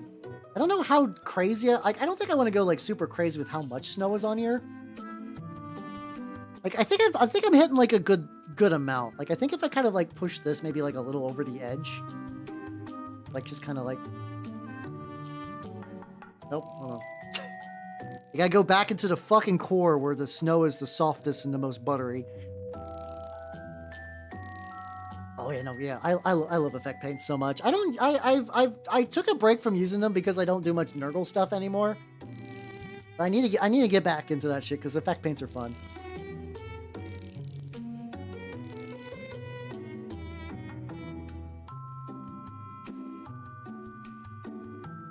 Right, so we got like a pile back there. We got a pile here. Oh, and I need to put a little bit on the shoulders. I need to put like an itty bitty bit on the shoulders. Because I want the guy to look like he's been like got some snow up on there.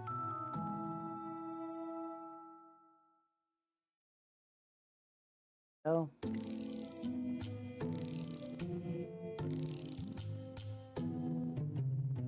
Get a little bit more. The tricky thing is I want there to be snow on the shoulders and probably on the back. I don't know if I want to go full helmet. I need for it to just kind of like lay down in a way that feels like kind of natural-ish. Like that's got some stiff peaks, which I don't want. Do not want the stiff peaks on this bad boy. I guess if I kind of like push. Nope. This feels weird as shit to do this.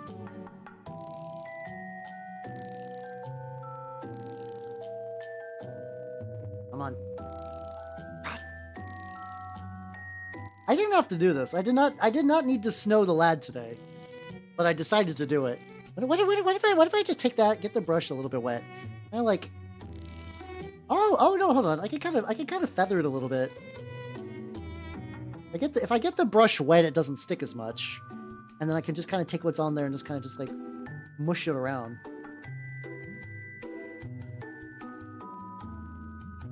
I guess the water kind of like softens it a little bit. Okay. This is doable.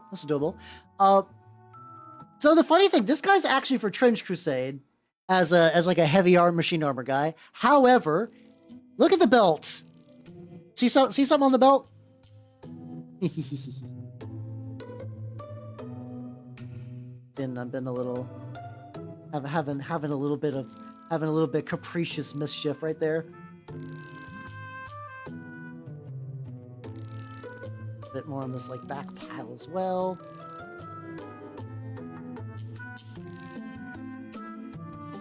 Oh, this is a heavy machine armor guy for Trench Crusade. Maybe he's got a little bit of extra spice as well. Yeah, so I cannot use this brush to like really scoop any more out. But if I have another brush to scoop it out, and then I use this brush to like effectively like push it. Oh god.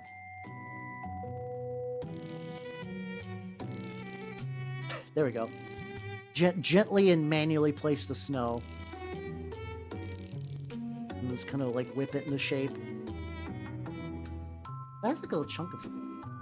Can I remove that? Can I bury it? Okay, burying successful. Yippee. How much snow do I want to have on the guy? The condiment? What? No.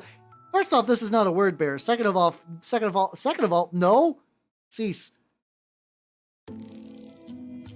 This is the fluffer. This is like not fluffer. What's it called? It's it's like marshmallow fluff. Anything. This is like wholesome marshmallow fluff. You lascivious fox. This is a good wholesome stream. You go into my Christian Minecraft server and you say these things. How dare you? How dare you? The youth pastor will find out about this.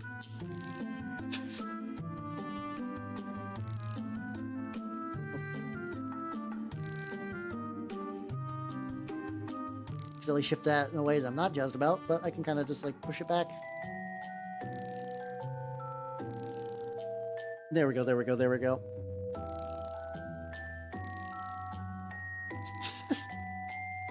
I think this is going to look a bit less jank once I get some of the other snow as well.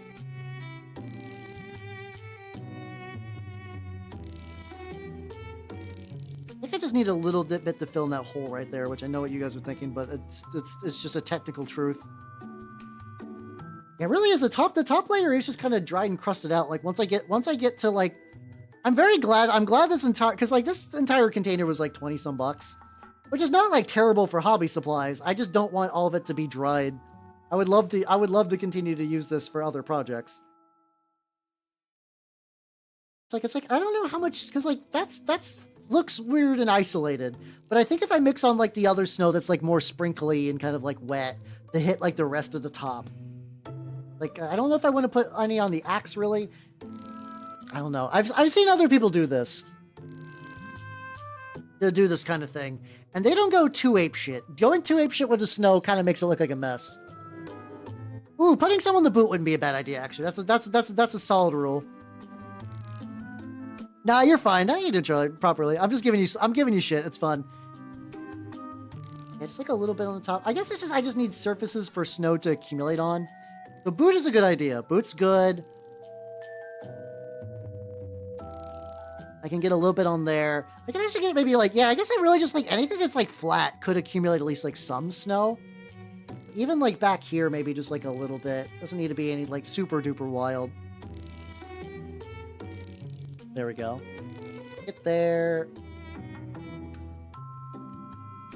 Man, I don't recall when the fuck I put this. Like every now and then, there's some songs on this playlist I think are from like the Corpse big music streams, and I'm like, when the fuck did I put? Oh yeah, that's probably when. Realizing that's probably when like where that song came from. Otherwise, I do not recall that one.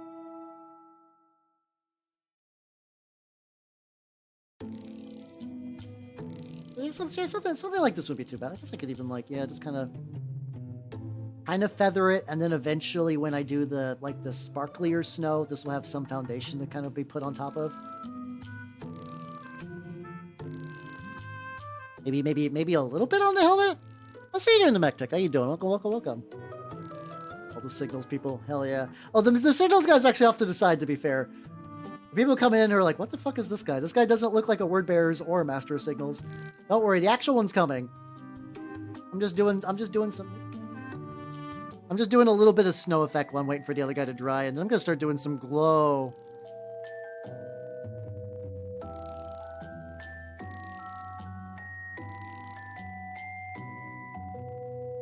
A little bit like that.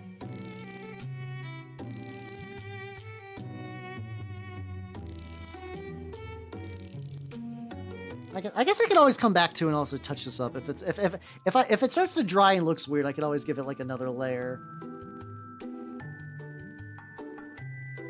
There we go. But hey, how you doing? I've been having a good model day, so I'm just kind of working. I'm kind of cycling between projects as projects kind of hit like drying thresholds.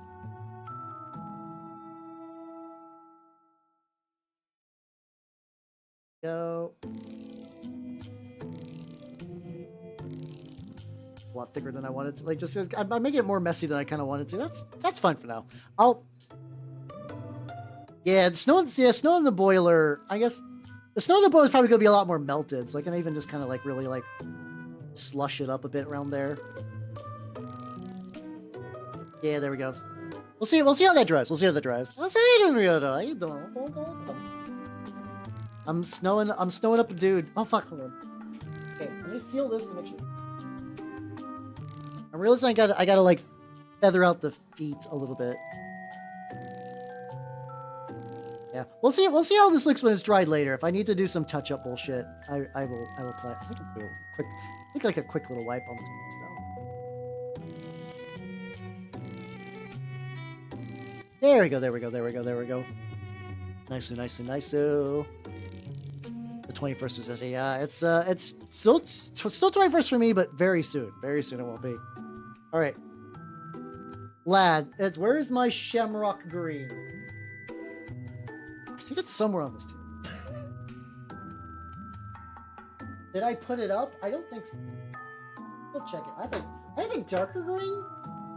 Oh yeah, I think I bought a darker green to use actually for test out that darker green. Like I think I got a shamrock green for a brighter green, and I got gunner camo for a darker one. I'd give that a go actually, just see how that looks. Get another.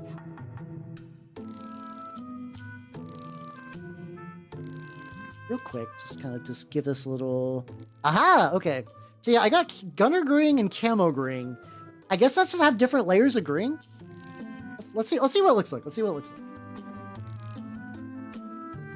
Also, Rose, I gotta like rinse out that brush real quick because it's getting clogged.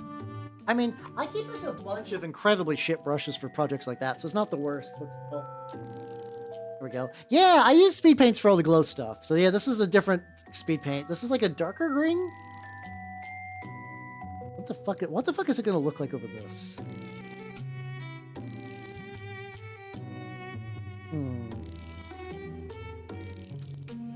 Not feeling it. Not feeling it. That's a lot of bulk paintbrushes. Holy shit. What I'm gonna do is I'm just gonna use a little bit of water to try to remove some of that, and I'm gonna use my blow dryer just to kind of remove the rest of the drying time.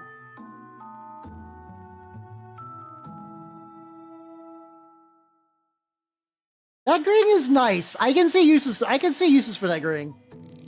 It's really funny because like one of the guys I've been watching tutorials from is real big on his idea of having these like bastard brushes. You'll pull out a brush that is like, it basically, a lot of his brushes have the consistency of like, where it's just like all like crumpled up. But he actually uses them for like adding like texture to metals, which is kind of neat. Where he'll basically like take some metal and just like put like some dark metal, then take one of those with like a lighter metal and just kind of like hit it a bunch to add some like random patterns. Looks really, really cool. All right. Back to Old Faithful, baby. Yeah, boy. Old Faithful, my beloved. The bright motherfucker. Yeah, get those palm tree brushes. At least those you can kind of clip and then make them into better brushes. It's kind of... Okay, oh, there's still like a little bit of color overlap there. If I just paint that white, that should be fine. There'll be like infinite angles to this. I'm going to need a hit as well, which is also fine.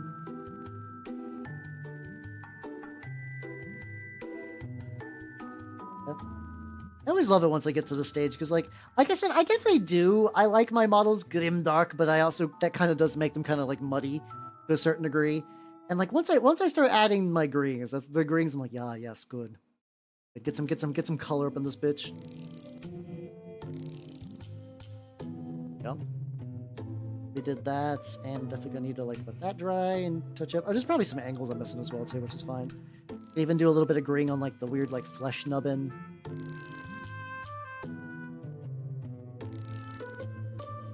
Essentially, this is like a model that earlier previously I was like, okay, this guy has a lot of weird ass angles that I'm not gonna be able to hit.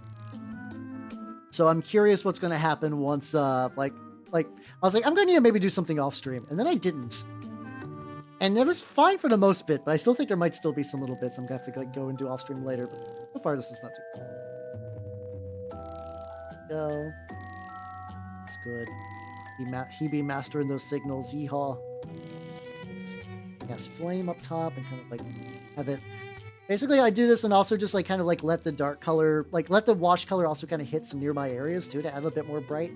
It's like over here, it's like I can get that a little bit into like the bones in this. I can kind of get a little bit on the tip of the like little pillars. Probably get a little bit on the top of the parchment. Yeah. Get some here as well.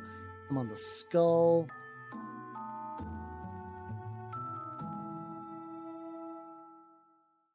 We get like a little bit into the eyes. It's not going to be super bright for those eyes, but there we go. Check this out. Yeah. And that, okay, so that dark color definitely fucked up this. I'll have to highlight that later.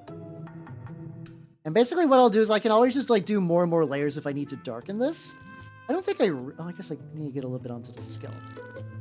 I guess here I could just get the parchment just to have like a little bit of a glow. Because there's always going to be this overlap to some degree. There.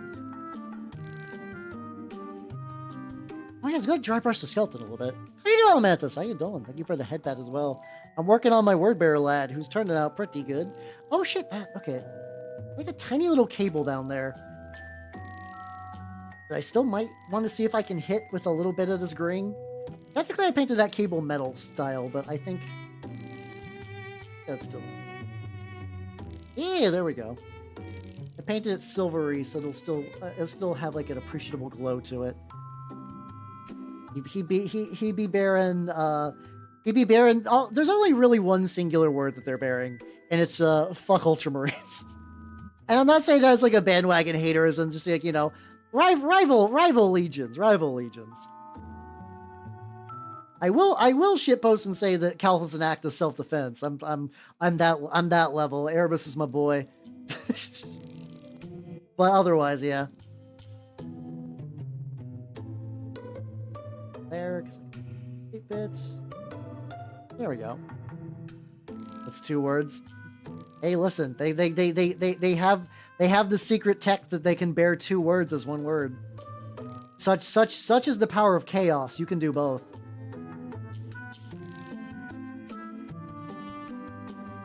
Yeah, there we go. The words bearers. Behold, the words as bearers. We'll do. You can do. Oh yeah, no, hold on. Let me do. I'm gonna take some stone gray. I think I can dry brush a little bit on some of the bones. Itty bitty bit on some of the bones. Oh no. That's not too bad. My vortex mixer has a little bit of paint splatter on it. Not that would like render the vortex mixer useless or anything. It's just like so much of my shit's covered in paint. I have so many pairs of pants that just have like a couple random paint marks on it. And it's like, it adds character, sure. And like, you could definitely tell certain pairs of pants are my pants. Like, man, it'd be nice to have a couple pants that didn't have paint on them. Test it over here on that little stone. It seems to do the trick. For an incredibly faint little dry brush, like almost, it's almost like borderline like scratchy bit on there. That looks pretty good. And that's Steve. Have yourself a good night and take it easy, yo. Oh yeah, get you some dinner, yo. Get you some dinner. Hey, let's go. Hopefully, I wish you the best of luck in BattleTechs, and hopefully that goes. I hope that goes well. Okay, that does add. This is definitely of the like. This dry brush is leaving like almost like a dusty kind of look to it. But I think for Spooky Bone Man, I think that's appropriate. Reset. I can get enough. I can get enough of the Bone Man. This looks pretty legit.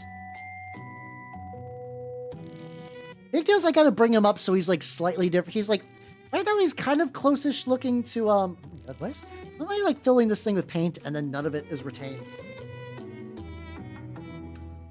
I just need it to look a little different than the parchment. I just gotta keep hitting this up. Little highlighty bits.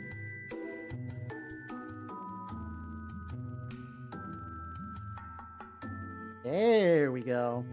There we go. We're going bony now. Hell yeah. And just get the hands, aka the most prominent bony bit. I guess it's like random spine. I like to imagine this guy probably is using an ultramarine for this, you know. It's like chain up. Oh no, I can't. That skeleton's way too small. This has to be a regular human.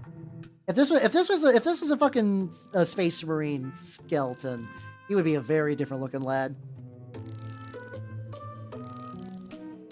You're doing good. What's on? Oh yeah, I can do a little bit more stuff with the pad.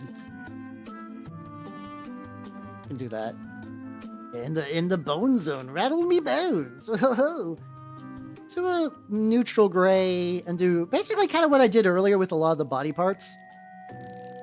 To see if I can just like get it really, really thin and try to hit up some of the. It's like, cause like there's these like nice big divisions. This is one of those like this is not an official G-Dubs what's it called, shoulder pad, but it was made sort of in that style, in the style of our times. So like I think I can like it's got these like very nice like little kind of like grooves where it was already inherently sort of the wash did a lot of work. I'm curious if I could even just go like slightly more highlighty bits. Want this guy to look big spicy. I'm gonna be honest, for whenever I do minis, I feel like the gun is like a secondary concern that I don't give as much time as like this guy's bolter is very slapdash looking at it now. Like I might even go back and try to touch it up a wee bit. I don't know if I would be the best person to ask about that. There we go.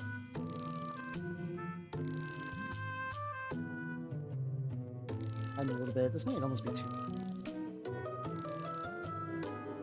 I'll be fine. Add a little bit of highlighty bullshit.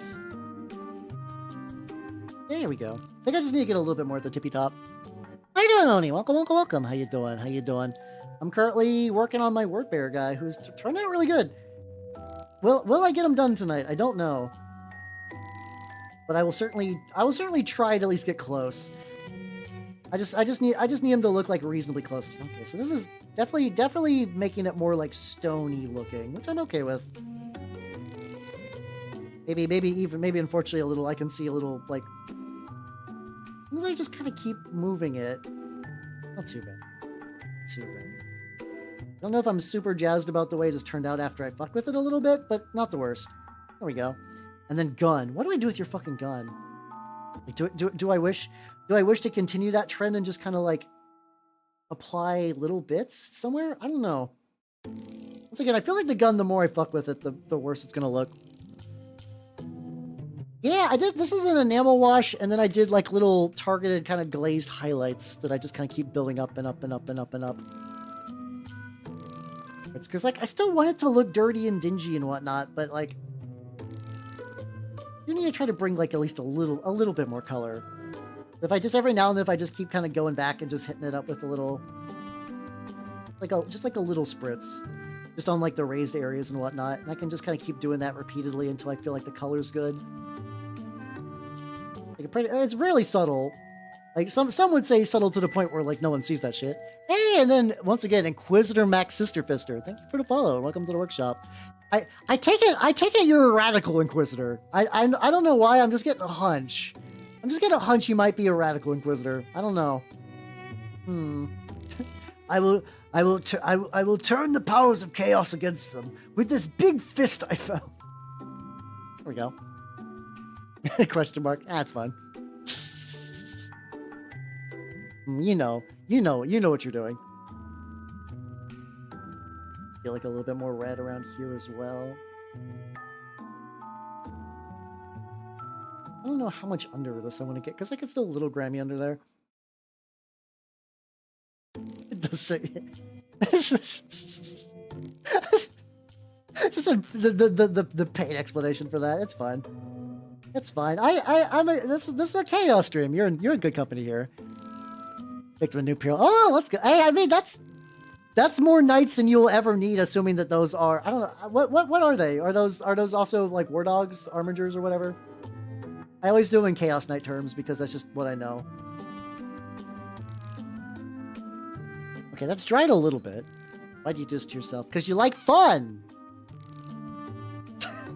Because you like pain! There we go. That is a lot. I guess that technically means you'll have like basically every weapon configuration forever. That is a lot though. Getting that. Get like a couple little bits that I want to be nice and bright. And then sometimes I could even, in theory, just use the white for the final highlight. Like for the tubes, that doesn't look too bad, but I think keeping it looking green is going to be good for me in the end, and I can also just put it on the tippy top. Go.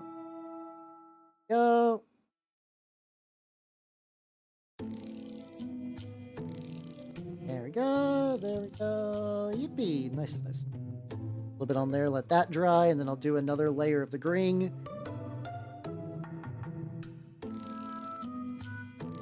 Excellent. Look at this, lad. You have $6 done. Oh my god. Oh, so you're gonna wait. Back to fuck. You're gonna have 14 knights? Holy shit, that's a lot of knights.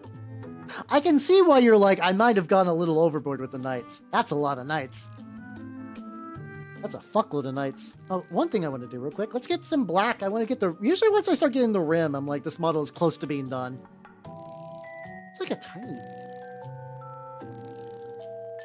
Like some like really light chipping.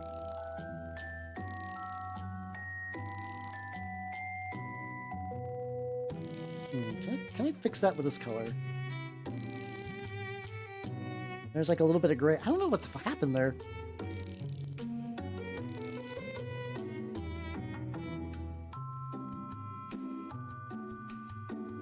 Apparently I ended up just doing a highlight layer for there, and that... Still kind of bright. I got some darker browns. I might be able to like blend that a little bit. 15 armors. Oh my god, you have so many knights. I mean... Another option. Now, have you considered Chaos Knights? Pros. You basically already have more than you need for Imperial Knights. At this point, you could just do Chaos Knights and have a second army. Because you basically did just buy a second army. I had the black and I said it somewhere. Dark gray. Where did I put my black at? It's gonna drive me nuts. I get some water though.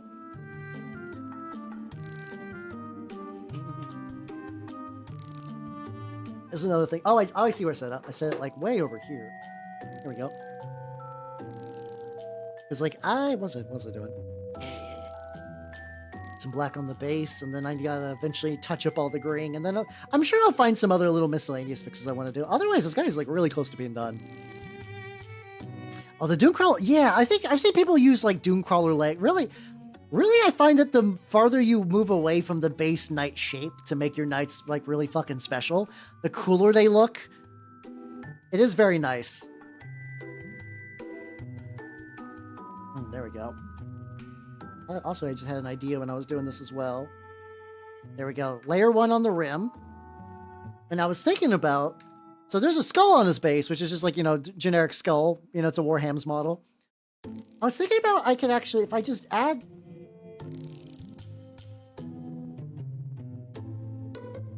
I make the eyes glow. I could just have that be like some residual... Like the skull is just picking up some like warp traces. There we go. And then the... Nah, I don't need the mouth. I think that going more than that would be too much. Alright, so here drying.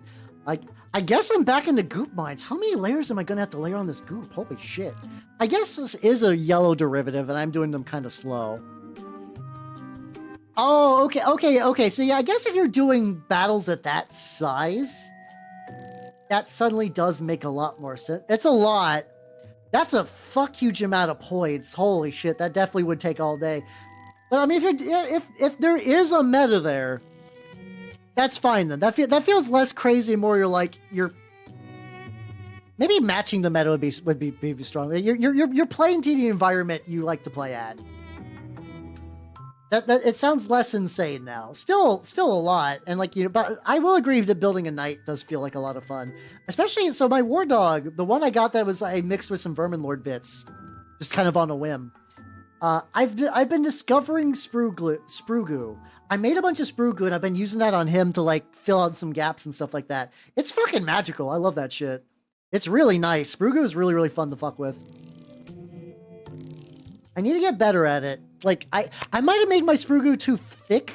I mean, luckily I always have enough stuff. I've also learned that you can just use the Tamiya paint thinner. Sorry, the Tamiya airbrush clinger is functionally identical to the Tamiya extra thin. So spoilers, if you ever need to restock your extra thin, just use the paint thinner.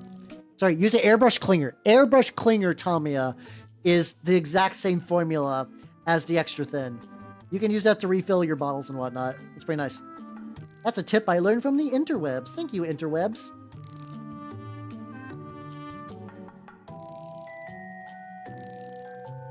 A little bit more on the jet. There we go.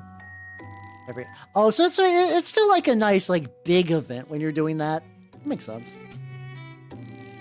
I guess you kind of have... I guess that is basically like getting an Apocalypse game scheduled forever. Oh yeah, no problem. I was like, because like I want to make sprue goo, and a lot of the things people are like, oh yeah, just take like a bottle of extra thin cement, and you just kind of mix it up with some sprues, and bam, you got sprue goo. And I was like, that's cool. That seems really inefficient. Like that feels like it's gonna be really expensive. And like the bottles of the paint thinner, not paint thinner, the bottles of the airbrush clinger. I also use Tamiya paint thinner, which is why I keep getting confused. The airbrush clinger. You get a lot more for like $10. You get like 3 or 4 of those jars entirely off of one of those. Some Mad Lads, there's the formula of like what they actually do is well known. So if you want like a Titanic batch, you can just bulk buy chemicals from like a hardware supply store. I don't think it's worth it. I think there's a certain point where DIY just becomes like inflicting horrible labor cost upon yourself for little gain, but you could. If you need a ludicrous amount of Tamiya extra thin, some people are making like a jar that will last them a lifetime. Yeah, you're not wrong. I just had a lot of extra sprue lying around. I was like, well, I need to do a run to the supply store anyway to pick up some stuff. So I was like, I can, what's it called? I can make, like, I can just buy a bottle of that, and you can use this extra sprues I got. I also had 2 bottles of extra thin, which made that a lot easier. But otherwise, I agree with you. Yeah, the plastic putty does something very similar. Okay, so this is taking a couple layers because I'm doing it, like, stupid thin, which is fair. Dipping that bullshit. Oh, also one thing I need to do. So the guy, the legs are supposed to be Imperial fists. And they were brighter at one point. They were definitely brighter at one point. But since then have kind of like dulled down. I just need to get a little bit more. Yeah, that's the thing too. I'm also willing to like buy pre-mixed chemicals so I don't have to fuck with chemicals. That sounds like just like a way better usage of my like time and lifespan and everything. I don't need to save like $10 by doing like DIY chemistry. There's reasons to do DIY chemistry. I don't think getting more Tamiya extra thin cement is on that list. Like, I'm gonna take a little bit more Proacryl yellow and just see if I can get like a slight little bit, oh, just like a little bit more like, this is Imperial Fist.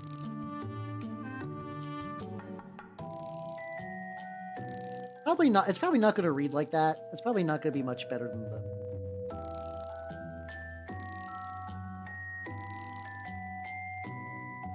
I think this marine leg is just gonna look like it's just like fucking like irradiated or whatever. That's a little bit of torso over here that I also want to hit up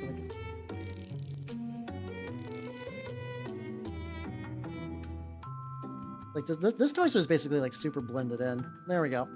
I'll let that guy dry a little bit. Thank you for hydrate stretch. How's my snow boy looking too? Hold on.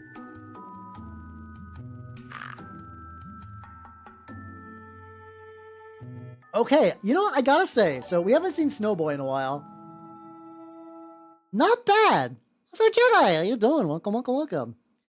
The snow did dry out actually and kind of like deflated a little bit. Looks pretty good actually.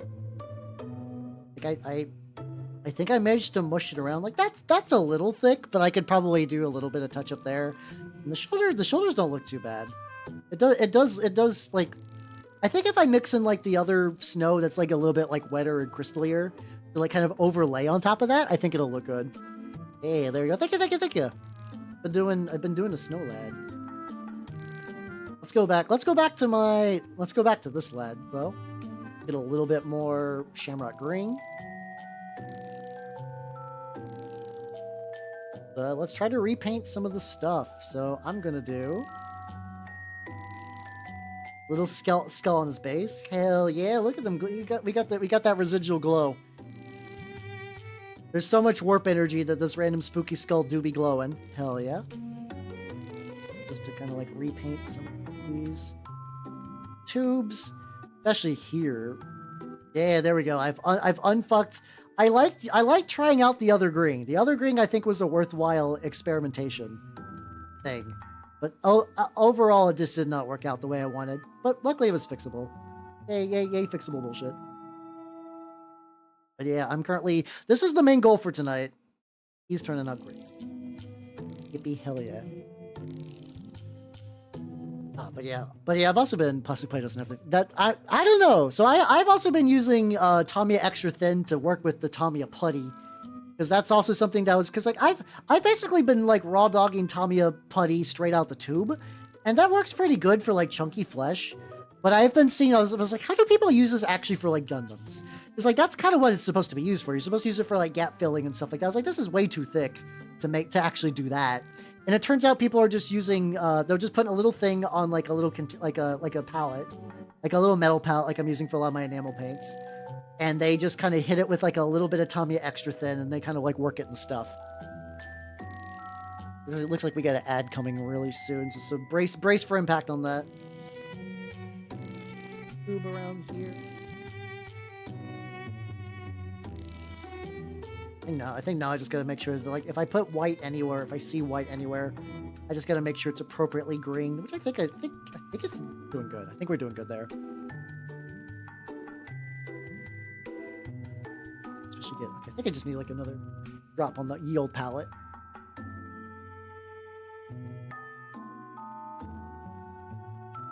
And ad break is almost done soon. Yeehaw! There we go. We're back. Yippee!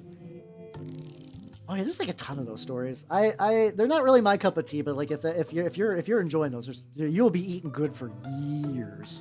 Yeah. For like sanding the stuff. Yeah. I think while Burmos, I was trying to find you a book that I remember having at one point that had like a lot of cool like Gunpla weather and stuff. I could not find it. I think that's unfortunately one of the casualties when my PC exploded. I just did not have that PDF backed up anywhere. I looked, I tried. You need to do some more Plamo stuff. I still got like a couple of kits that... Oh. Uh-oh. Why is it... Hold on.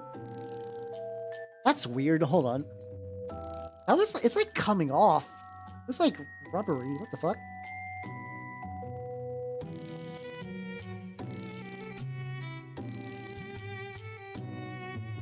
Do I just keep applying green until it just kind of like pulls away? What the fuck? Oh god. Okay. Hold on. Shut the mate. Hold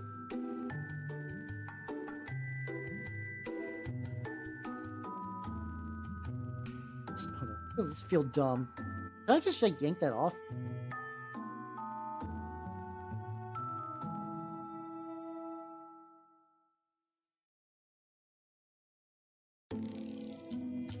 Weird. Okay, some of these just straight up peel off. Okay. So unfortunately, I think what I'm going to need to do is I'm just going to need to reapply some white and let that dry because and just not touch it for a while. Weird. Weird. There we go. Okay, I'm gonna let that chill then. So the boy. Oh yeah, I could do one more layer on the base real quick though. I could do that on the base real quick. Use puffy paint.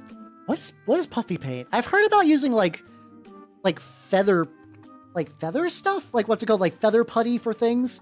I don't know what the fuck puffy paint is.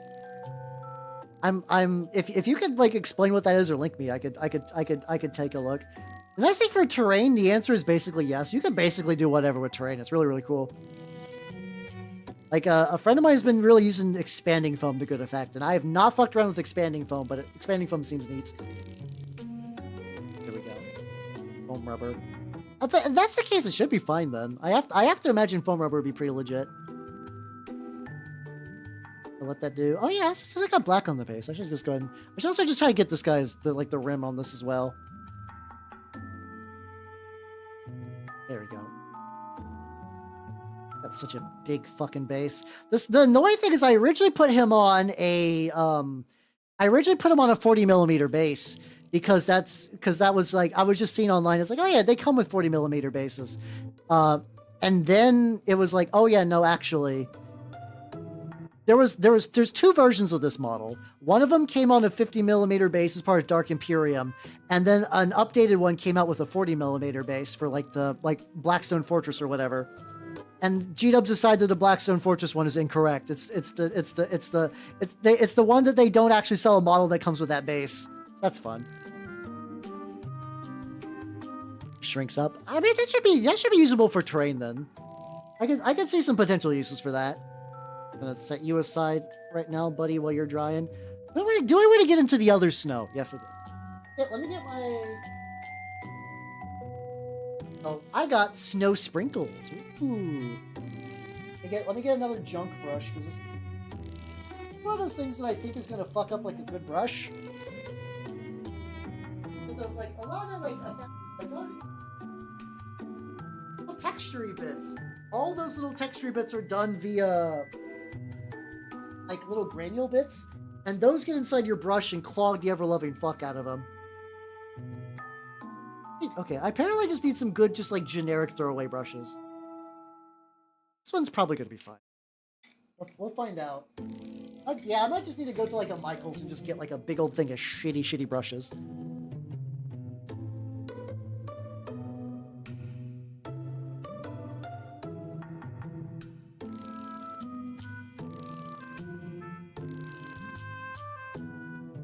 Fuck! Okay, can this be reactivated? Oh boy. What the fuck is up with these AK interactive paint things?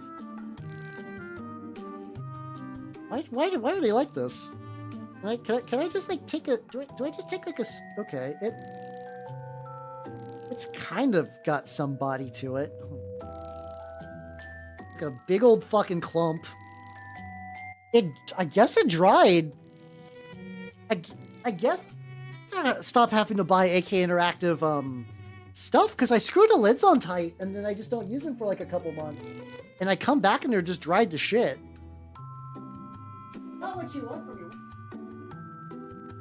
Like, could this be user error? Distinctly possible, but I don't really have that issue, like, with Vallejo containers. Okay, so what I can do is I have a dropper bottle of paint medium. There we go. I got some paint medium. I could just drip into the little chunk I removed. It's possible that, like, the granules are still fine. If I take paint medium and just kind of... Okay, that did seem to revive it. So it can be fixed. So, okay. For test. Take some of the crystals, some of the shiny bits, and just kind of, like... It's basically kind of put them around the original, like, hard snow. To kind of extend how far it goes out. It's like that, so that snow would be like, this is like the big clumps, and this would be the stuff that's sort of melting around it. Okay, this is working better than I expected. Not great still. Not ideal. This is where I could, like, get a little kind of, like, thick and slushy on the boots. Yeah, thick and slushy on the boots, because, yeah, no, these things are stomping around snow for a while. Since oh, God. They get it on, like, the axe or anywhere. No. Good. Just continue to add paint medium. Yeah, I just took a big bottle of paint medium and just put it in, like, a dropper bottle, and that's been... I no longer have to buy Lamia medium. It's great. I strongly recommend, if you ever use Lamia medium, just go to, like, get the big thing of, like, Liquitex acrylic medium and just put it in a little dropper bottle, and it'll be basically the same deal.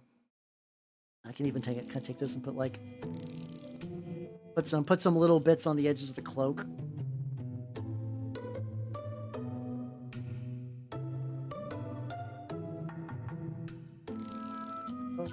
I want to go to Buck Wild, but I feel like if you're in snow a lot, you're gonna accumulate some on there, and I can even kind of, like I said, take the sprinkles and kind of just mix it around with, like, the heavy snow.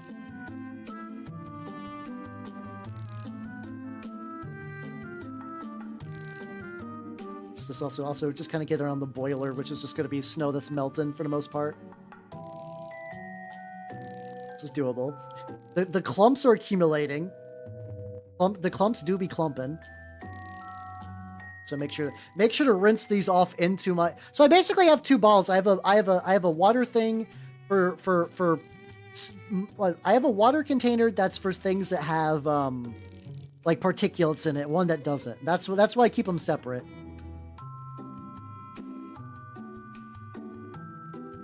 And just hit that up at, like, the top level. I don't, like I said, it's always tricky. It's like, I don't know how crazy I should want to go with this effect.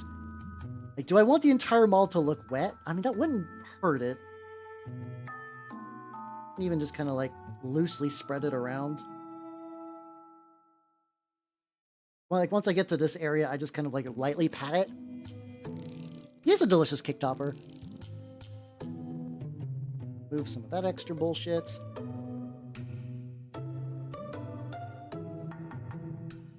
Put it up around there. Little sprinkles every now and then, just maybe just enough to get everything just kind of slightly wet looking. Maybe that's probably the way to go. And we'll just see how that dries out. And then if I fucked up and just went too watery, I'll find out, and I'll be fine. Molds and stuff. Also picking up some of the ground snow and kind of bringing it up, which is not something I intended, but I think something that'll be fine.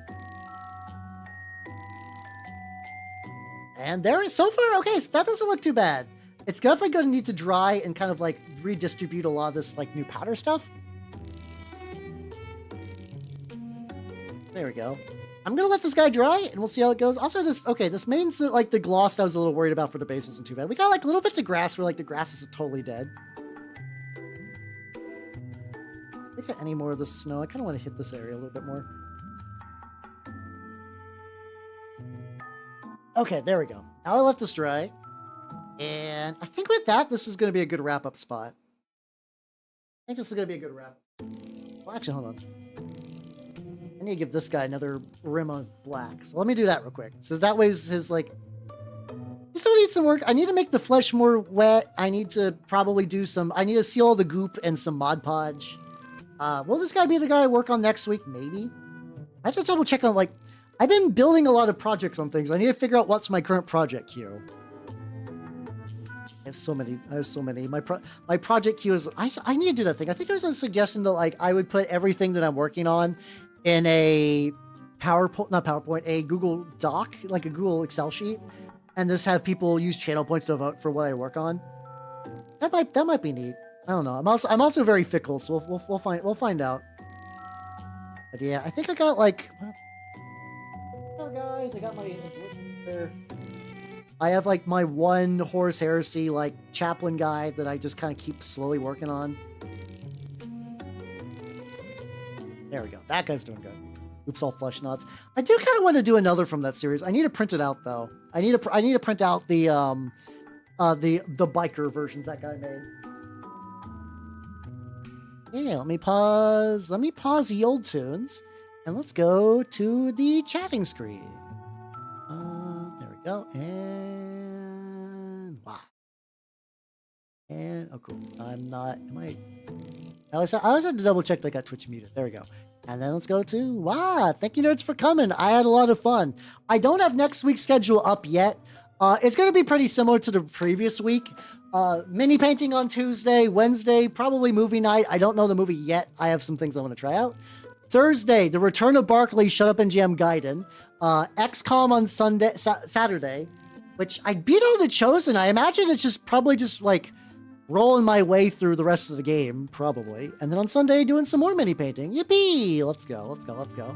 And with that, thank you all for coming. I had a lot of fun. I'm going to cut the YouTube people loose. So bye, YouTube people. Bye-bye. And who is...